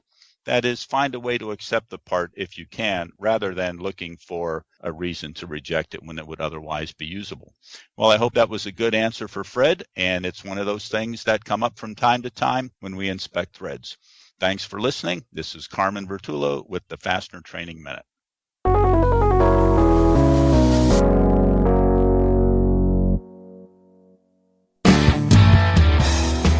This is Bill Johansson from Delta Secondary in Bensonville, Illinois, the fastener distributor source for all specials and secondary operations. And you are listening to Fully Threaded Radio.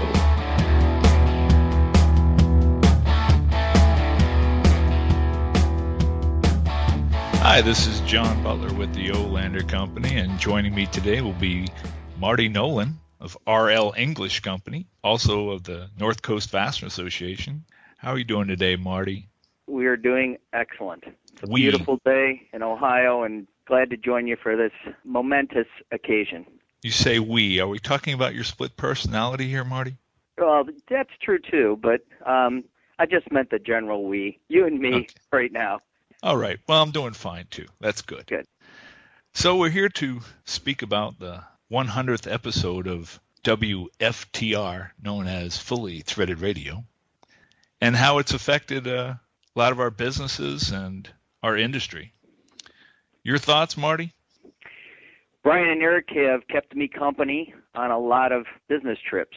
I'm one of the people that would download it and wait till I had a long car ride and play it while I was out on the road.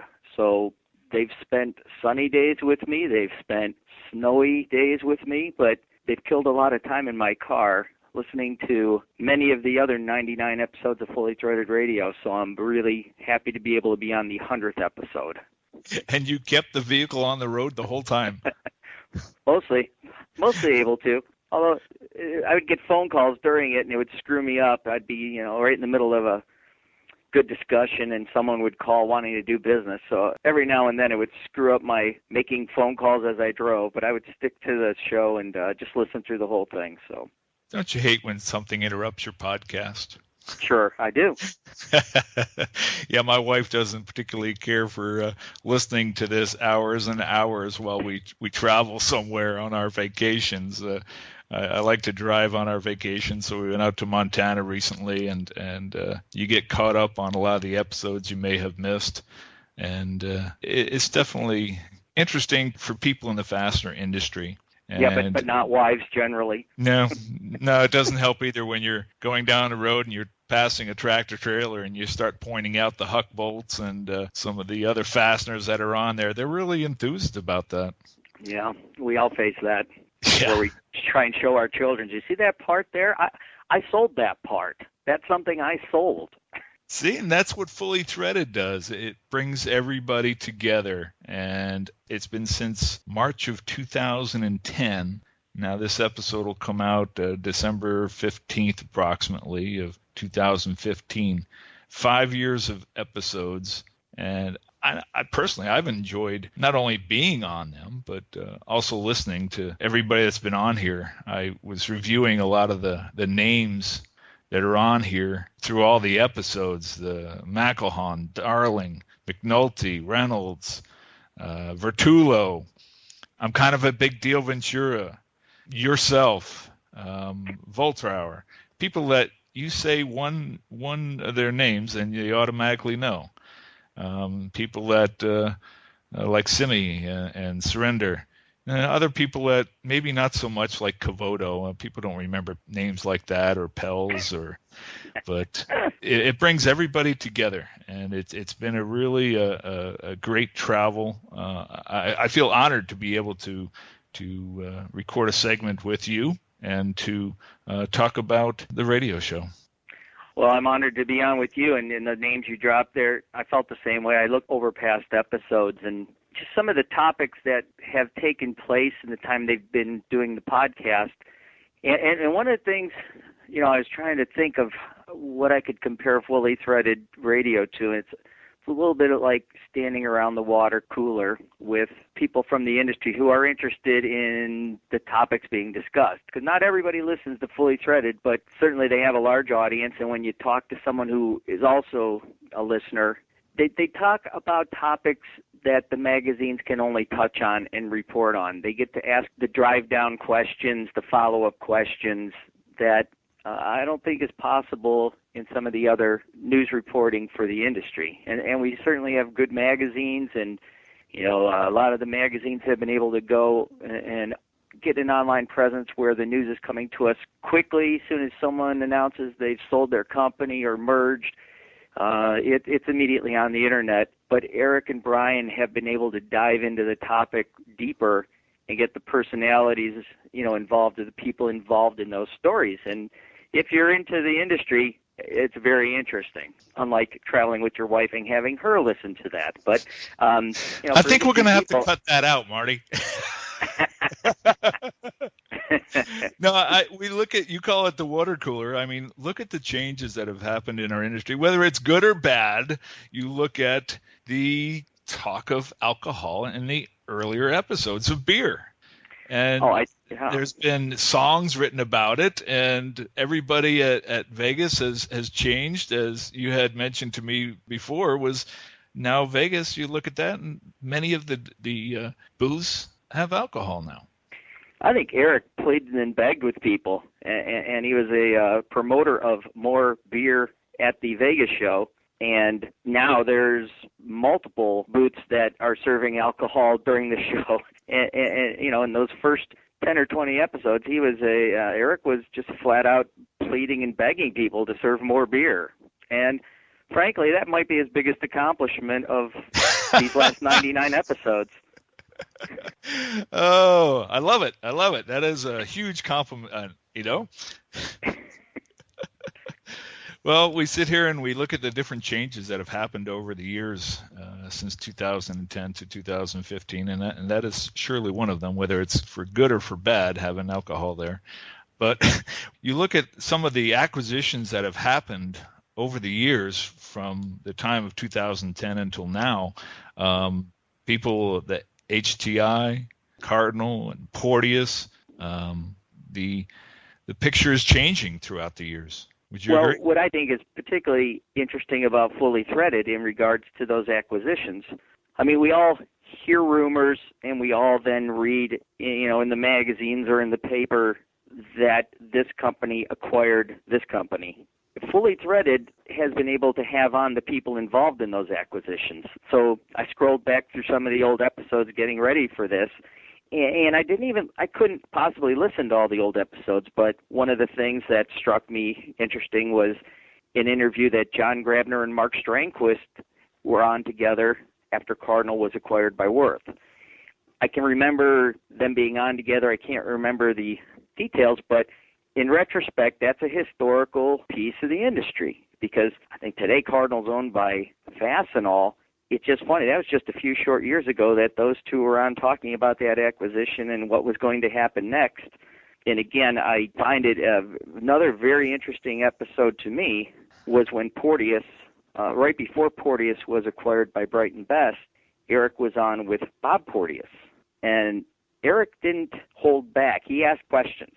And one of the questions he asked was about were they selling their company or something like that. And, you know, correct me if I'm wrong, but I'm sure Bob couldn't talk about it at the time. And Eric still heard the rumors and just asked the question. And in our industry, that is still a big acquisition that took place, still affects the marketplace. And no one else in the industry, to my knowledge, interviewed Bob Porteous around that time. I don't think it's in the magazines or anything, but Eric and Brian did. And some of the stuff you can go back and listen to, very interesting timepiece. That gives you the relevancy of the show and why so many of us listen to the show. We really enjoy learning and hearing from owners, presidents, CEOs of companies. And with you, I never would have met you had it not been for Fully Threaded Radio, because I was really outside of your territory back in the day. Of course, you were calling on me in Wisconsin after a while, years later. But right, I came by for a visit because yes. It was through. Yeah, you're right. Meeting you through Fully Threaded Radio, essentially. Mm-hmm. And I never would have had the opportunity to be introduced to so many different people had it not been for the show. When we look at the Vegas and what it does, and we got a snippet here from some of the, let's just say, statements that were made in Vegas. Let's give a listen now. Yeah, right. It was positive for Brian and myself as well. I think people dislike us a lot less this year, and that was uplifting for us. Yeah, I talked to one guy who came to see me, and I asked him. I said, "So normally you come to see me, you hold up a big cross in front of yourself." I said, "Where's the cross today?" He said, "No, I sort of got used to you." Well, it sure was a lot of fun in Vegas, as he stated right there. Vegas has definitely been the place for all of us to meet and enjoy our industry, and of course drink a lot of beer. But more importantly is getting to know our different companies and to advertise and what we do.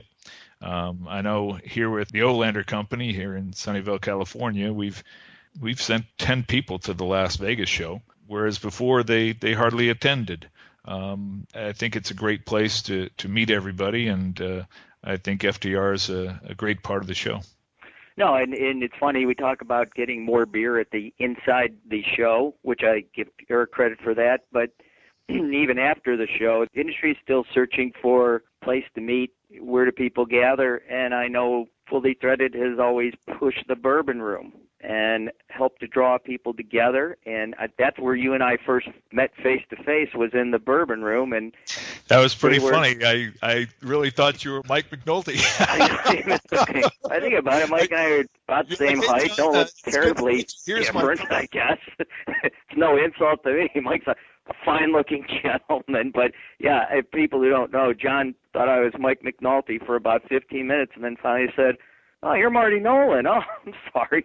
It took me a while. You get someone's business card and you don't read it right away because you automatically know who it is. And not that I was intoxicated, mind you, or anything like that, but I just didn't look that hard, and it was quite funny. So it was an enjoyable moment, a learning moment, shall we say?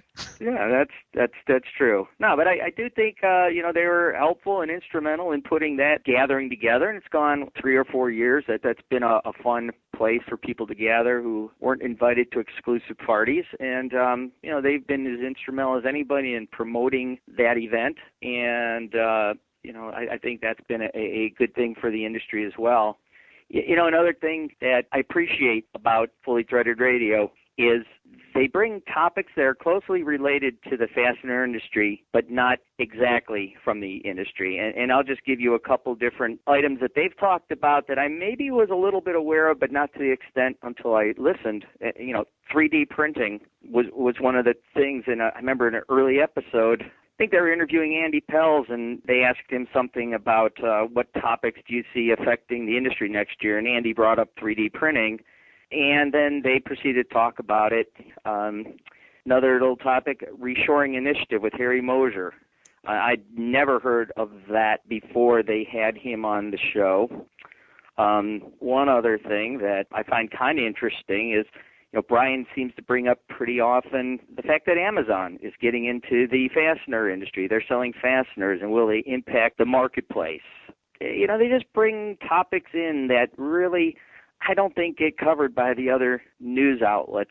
And Brian, having a knack for knowing a little bit about everything in the world, he can always bring in information that I certainly hadn't read, and I'm guessing there's a lot of people that hear Brian talking about these topics and think, it's interesting. I've not read that yet. But he's a very well-read man. It's interesting, and I'm very thankful for Amazon to come on, be more of a force in our world these days, because it got Brian to stop talking about the iPhone or an Android. Yes, that went on for many episodes. Many episodes. And what really made me laugh a lot was J.R. Peral put together a accumulation of okay. We can listen to that right now.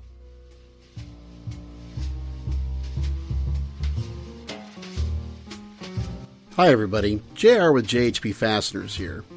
It's always great hearing from our good friend Brian Musker on Fully Threaded, on the phone, or even in person on those rare occasions. You know that you're always getting the same Brian. He truly is an interesting person, and he's got that distinctive voice. There's one thing I noticed that's kind of funny, so I put together a little montage of our good friend. I think you'll hear what I mean. Okay? Of this, okay? Your pocket, okay? That's near future, okay? Supply tools better, okay? Of this type, okay? Okay. Right. Okay. There'll be a first for us, okay? And listen, okay? BlackBerry too, okay? We have got that sorted out, okay? Patter of feet, okay? Running across the floor. We will, okay? It just couldn't be easier. Of course. Okay? Remember, Brian, we only tease you because we like you. It's when we stop teasing you, that's when you need to be concerned. In the meantime, this is JR from JHP Fasteners signing off for this week's FTR Comedy Break.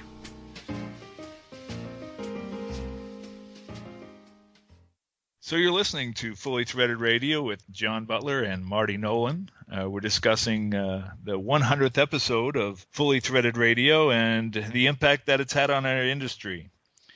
Marty, more thoughts?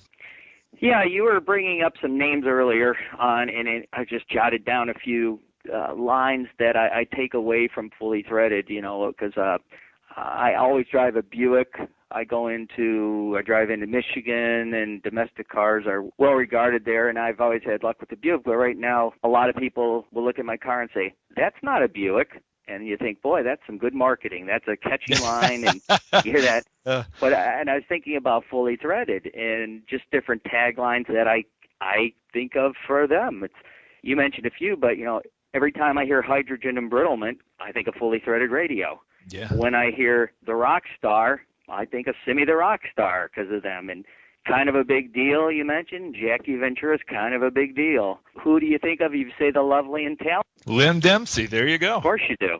So every time I hear the lovely and talented, the next two words are Lynn Dempsey. And, and nobody says this, but I still get a kick out of the S is for scrubber.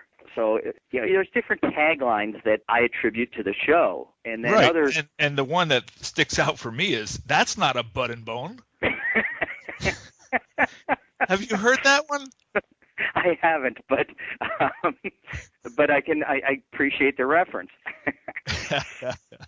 No, and then other little silly things, the talk of the Stillfast monkey. Eric has given that a whole nother life beyond the show, and what a different color. Right, the anticipation of what the color is going to be, and I think the radio program has gotten a lot of publicity for a lot of companies in a very entertaining way, and I'm sure they all appreciate it, and I'm sure they'll be getting a lot of best wishes from some of the people that have listened to and appeared on the radio Marty, podcast. And it never would have been possible if there wasn't people with these catch lines: supply chain solutions, Trinity Hardware, service you deserve, people you can trust, Stillfast, right? And by any measure, Lindstrom Group. And I'm just listening to you. You sound really, your voice, I've known you a while, but you're very familiar to me as another person that I've heard on some radio podcast commercials, too. Marty. Can I just ask you this? Are you not very good at bowling? I have no idea what you're talking about, but I provide solutions. And Solution Industries is a supporter of this show. And so there you go. Solution Man. There you go. Now, there's been recordings with Dan Zender, with his family, the McElhon family. These interviews have brought everybody, I guess, together and put a lot of light on the fastener industry and people that we have to pay homage to, people that paved the way so that people like you and I can make money in this fastener industry. That's right. You bring up Dan Zender's interviews. I love those interviews. And I've been in the industry 30 years, and I'm a son of someone in the fastener industry. And I don't know what my problem is, but I love hearing the history of the industry. And Dan's interviews are, make these people very accessible. He gets into topics that we would not hear, these background stories. I think there's actually a clip you and I had talked about. Was it where Andy Cohn was talking about Barry Porteous when he was a young man in the industry and doing deliveries for Porteous Fastener? Yeah, with Mel Kirshner. Yeah, we sure do. Okay, play that clip for a minute. Can you do that? I think I can. My favorite Mel story is actually a Barry Porteous story and a Jim Law story. Barry used to talk about when he was in college, he would have a summer job working for Porteous Fasteners, and he would be the backup truck to go to San Diego, and they had more stuff than they could ever fit on the normal Porteous truck going down there. And so he would, when they said, "Hey, you got to take the stake bed down there and deliver the rest of the stuff," so he said I would call my girlfriend who lived in San Clemente and tell her to get ready to go to the beach, and I would throw my surfboard in the truck and stop and pick her up, and then we'd go to San Diego and make the deliveries, and then we'd come back up and find a nice beach and surf for the afternoon. And he says, so one of the first times I did that, I stop at Pall Mall and I'm unloading, and there's this old crusty-looking guy in sandals and shorts out on the loading dock, and he's like, "Who the hell are you? What are you doing with a surfboard on the goddamn truck?" on and on and on and on. So that was Barry's introduction to Mel, which made a deep impression on him.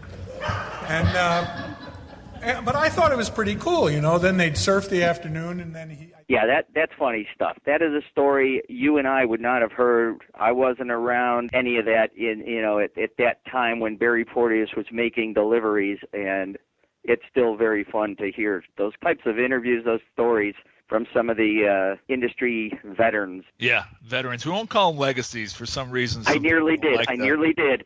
Yes.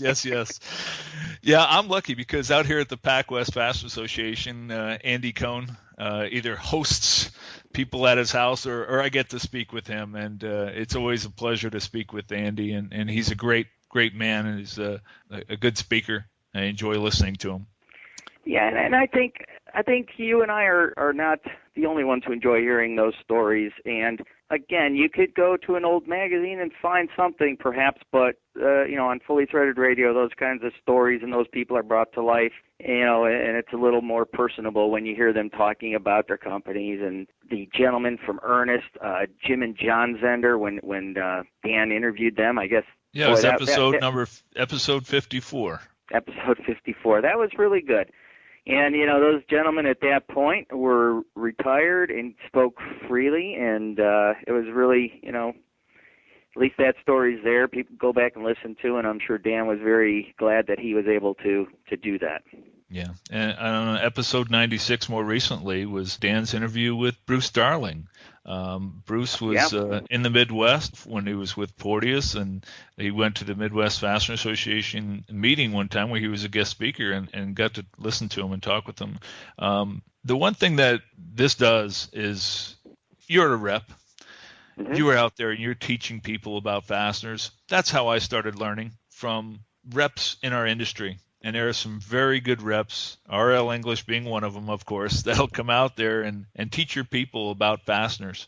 And that, coupled with having a radio podcast, and also some people have blogs that are out there. Imagine that, Marty. I don't know. I don't know who would read that stuff, really, but, whatever. I don't know. It just pops up on my phone every now and then. But it helps us talk about what we enjoy most, and that is fasteners. There's a couple of snippets from episodes that I really enjoyed listening to. One of them is the beginning of episode number 4, where Nilo Urbana talks about the debt and how China is able to undercut everybody in their pricing. And if we can listen to that, I think you'd get a laugh out of that. Okay, sounds good. Most of you know I'm Brazilian, and I've been talking a lot with my friends and family there about after Brazil won the benefit to have the Olympic Games in 2016. And I think this is an appropriate story here to tell about the Chinese low prices and Brazilian people, how do they do business around the world. And so they have this big complex to be built, and they have the 3 final competitors getting to the meeting the government committee to approve who is going to build this $1 billion complex for the Olympic Games. And so the first one to present the quote was the Chinese. And the Chinese said, well, our price is $3 billion. And they said, wow, $3 billion, can you explain that? Give us a breakdown. I said, sure. It's $1 billion for raw material, $1 billion for labor, and $1 billion profit. I said, good. So they said, well, we want somebody from a different country, and so they choose an American. An American came with $6 billion to build the same project. And they said, can you explain that? I said, sure. It's $2 billion of raw material, $2 billion of labor, and $2 billion profit. I said, well, okay. So they have a final competitor, a Brazilian contractor, and they said, well, can you give us your quote? And say, $9 billion. $9 billion. Can you explain that? I said, sure. It's $3 billion for you, $3 billion for me, and $3 billion for the Chinese to build it.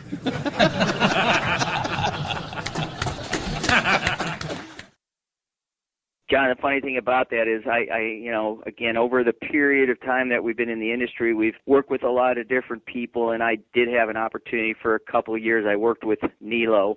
I'm a horrible golfer, And the first time I ever met him, I was in a golf outing with him, and my handicap was so bad. I golfed pretty good that day. I carried the team, and Nilo and I were in a group that won a golf outing, which is the last time that's ever happened. But so hearing that little clip with Nilo brings back some good memories of a guy who's got a good sense of humor and just a classy guy. So I tell you what, like Marty, that are fun to hear. I've never met Nilo. I've never spoken to him before. But since joining the Olander Company, the business development manager here he used to work for Helicoil. He's was a rep for himself for a while. He's now working with Olander, and he told me this story with Nilo.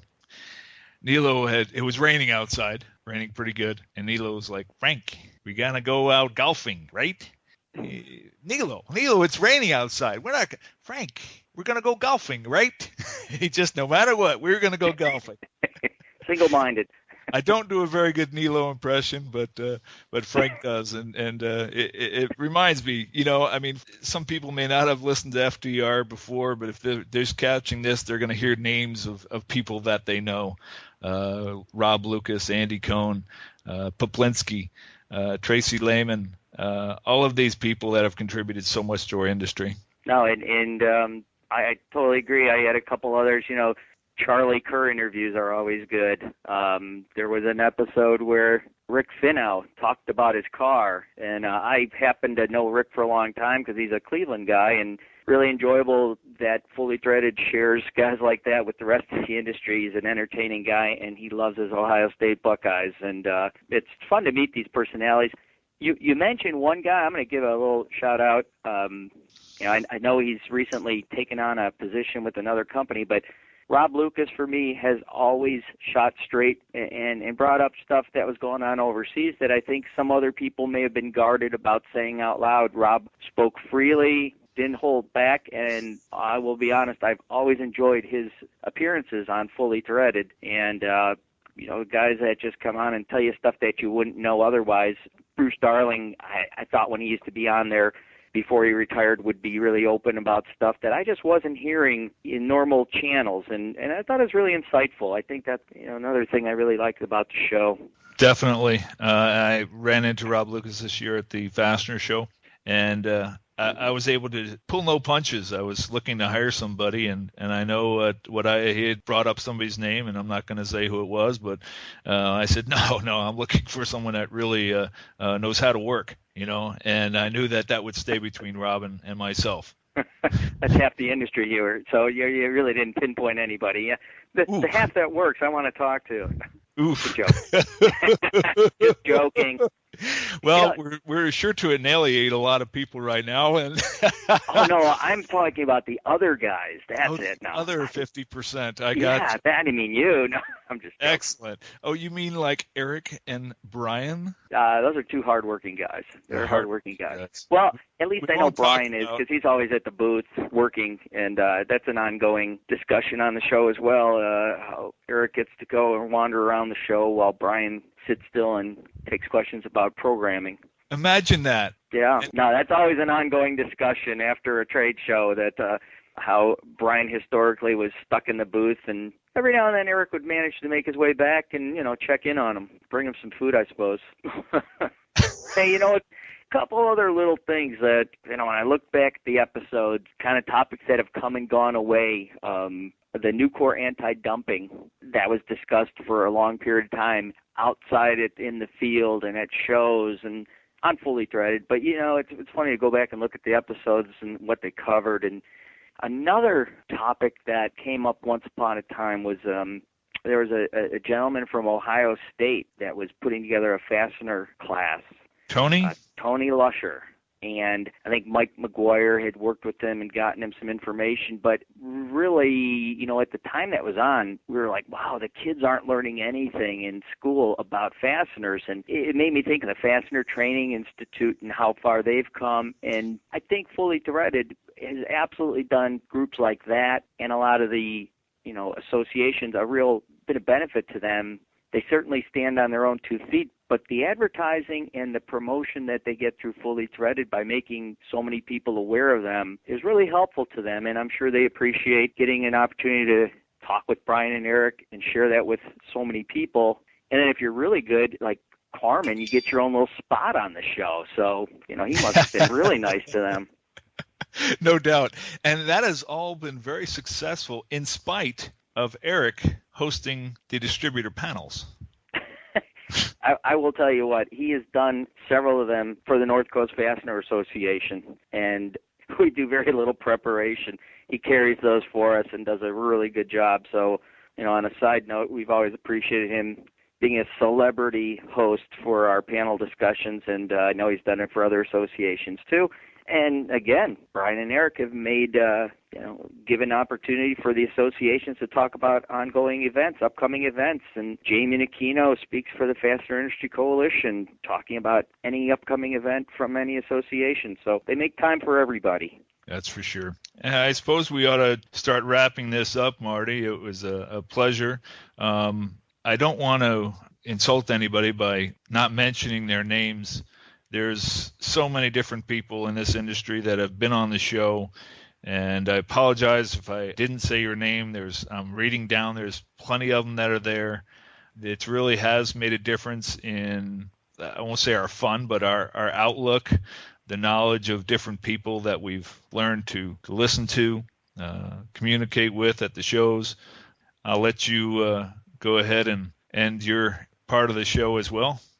Well, I got to admit that as many things I've listened to and enjoyed, there was one that caught me by surprise. I got a little note from Eric to make sure to listen to an upcoming episode, and Eric's quite a musician, and he was able to put together a couple different jingles. He came up with the Old Rusty Bolt jingle, which goes down in history as one of the finest jingles you'll find, and that's not a Buick to shame, quite honestly, but if we could end up the show with an Old Rusty Bolt jingle, that would certainly be fine with me. Thank you, Marty. I agree. I want to thank Marty from RL English and the North Coast Fastener Association, and as well as my employer, the Olander Company in Sunnyvale, California. This is John Butler. And Marty Nolan saying thanks for listening, and we'll end the show with this musical interlude. Closing out with the classics here on WFTR with John and Marty. Enjoy your show, everybody.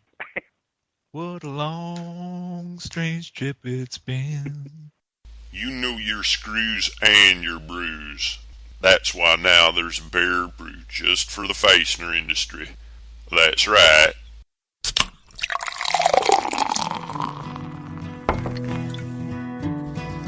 You drove all day to make that call. The beer you'll pour, it must be tall. Yeah. Old Rusty Bolt. Yeah. You sold those screws and bolts and nuts, and now it's time to fill your guts. That's clear.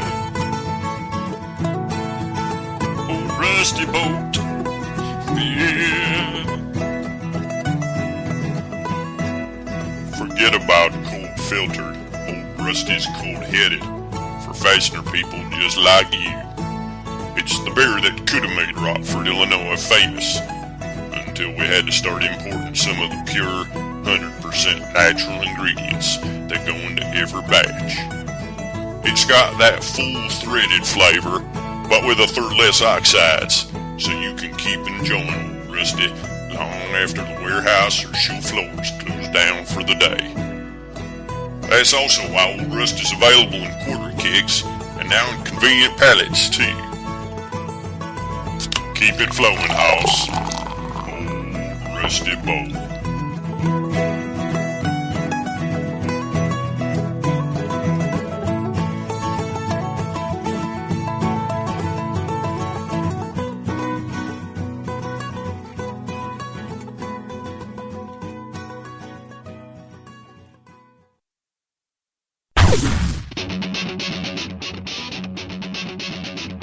When top quality and outstanding service are at the top of your list in fastener suppliers, turn to Stellfast.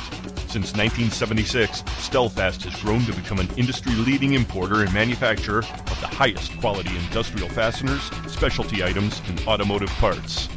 Our array of facilities across North America and in Asia, along with full quality control labs and ISO 9001-2008 certifications, ensure the highest quality parts, and at Stellfast, they're delivered with undisputed service excellence. We're family run and dedicated to your success. Our customers have come to depend on the expertise of our staff and the quality of our products. We also offer a wide range of secondary services to meet some of the toughest requirements you might have. Contact Stellfast today through our website at www.stellfast.com and put us to work for you. Stellfast. Service you deserve, people you trust.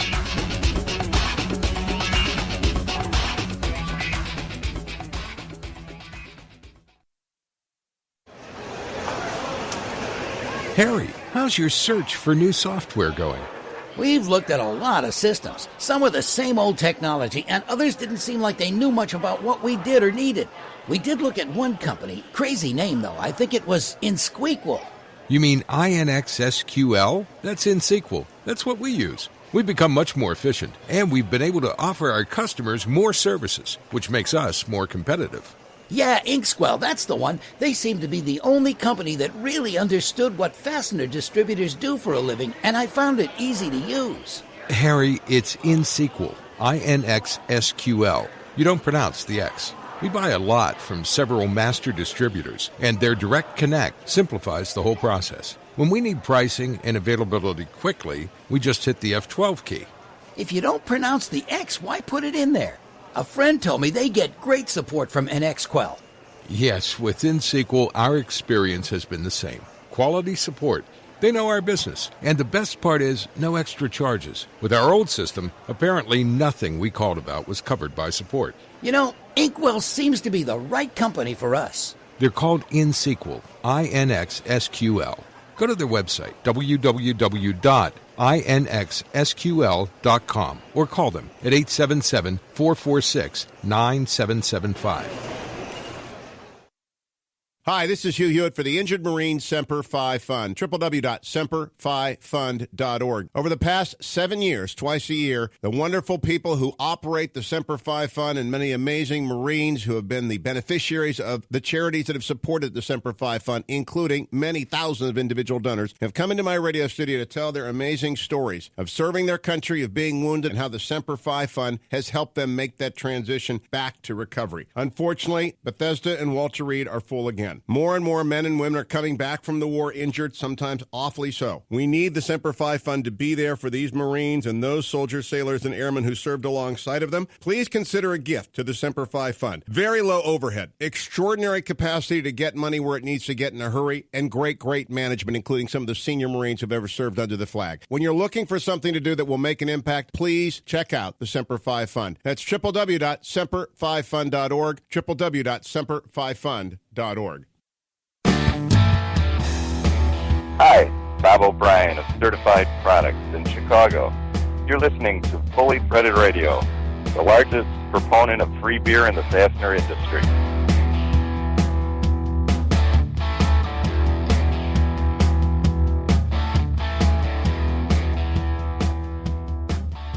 Brian and Eric back with you to close out episode 100. The end of the year and the end of 100 episodes. Yeah. I'm pretty glad that it worked out this way. It just, I don't know, feels fitting. Well, that was a lot of fun. I mean, listening to those guys, it was really struck home how much ground we actually have covered. Man, we've had a lot of people on over the years. Right.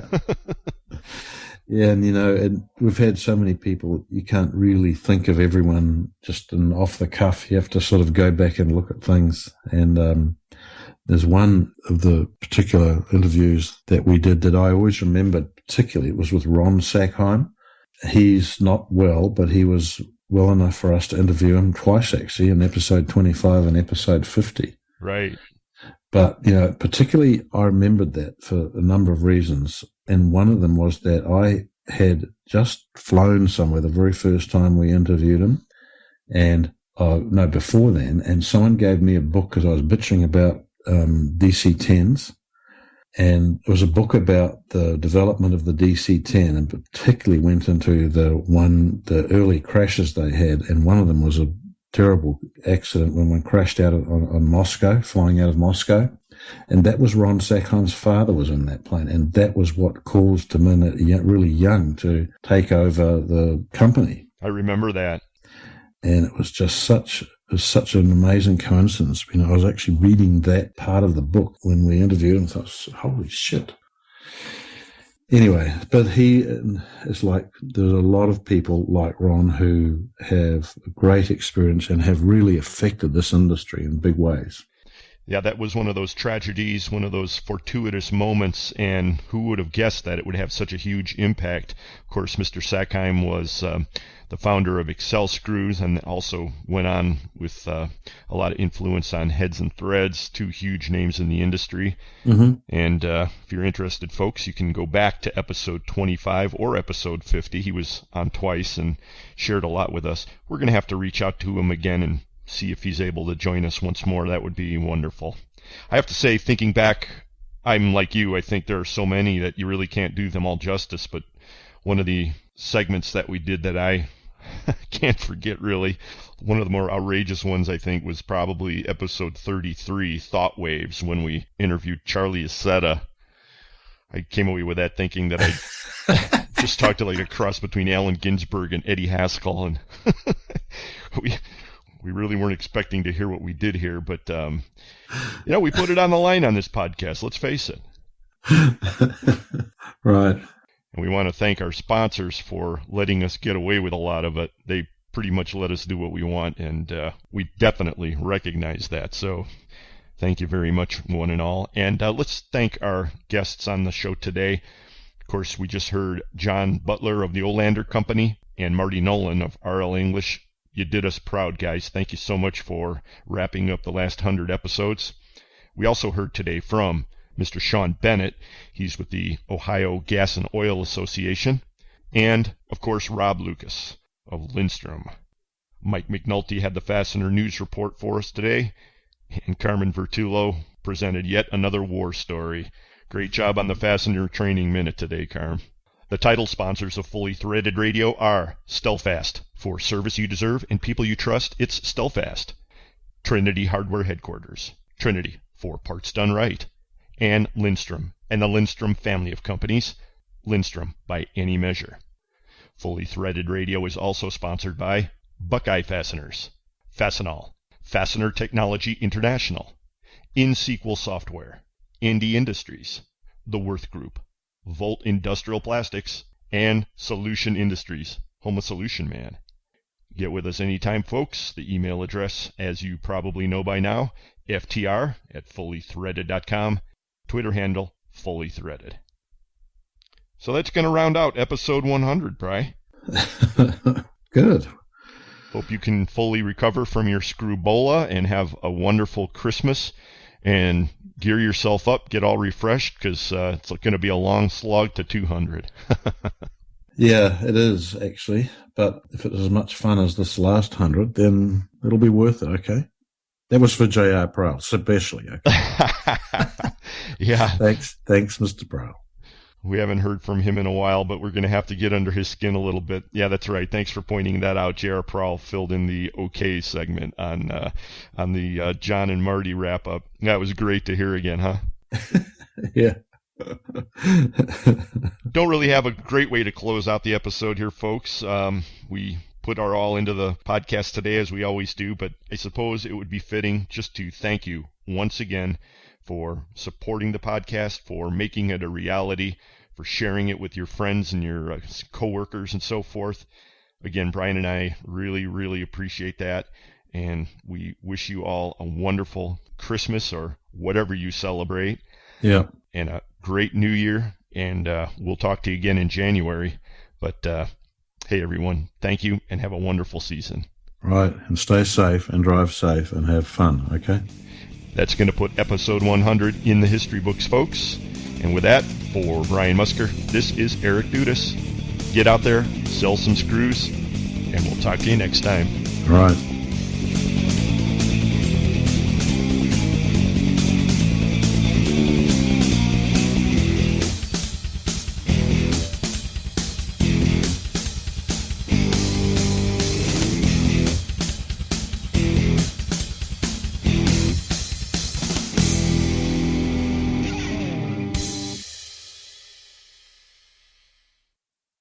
Fully Threaded Radio is a production of Fastener's Clearinghouse.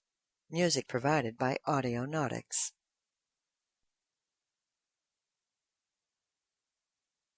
I can't think of anything else to say at the moment, okay?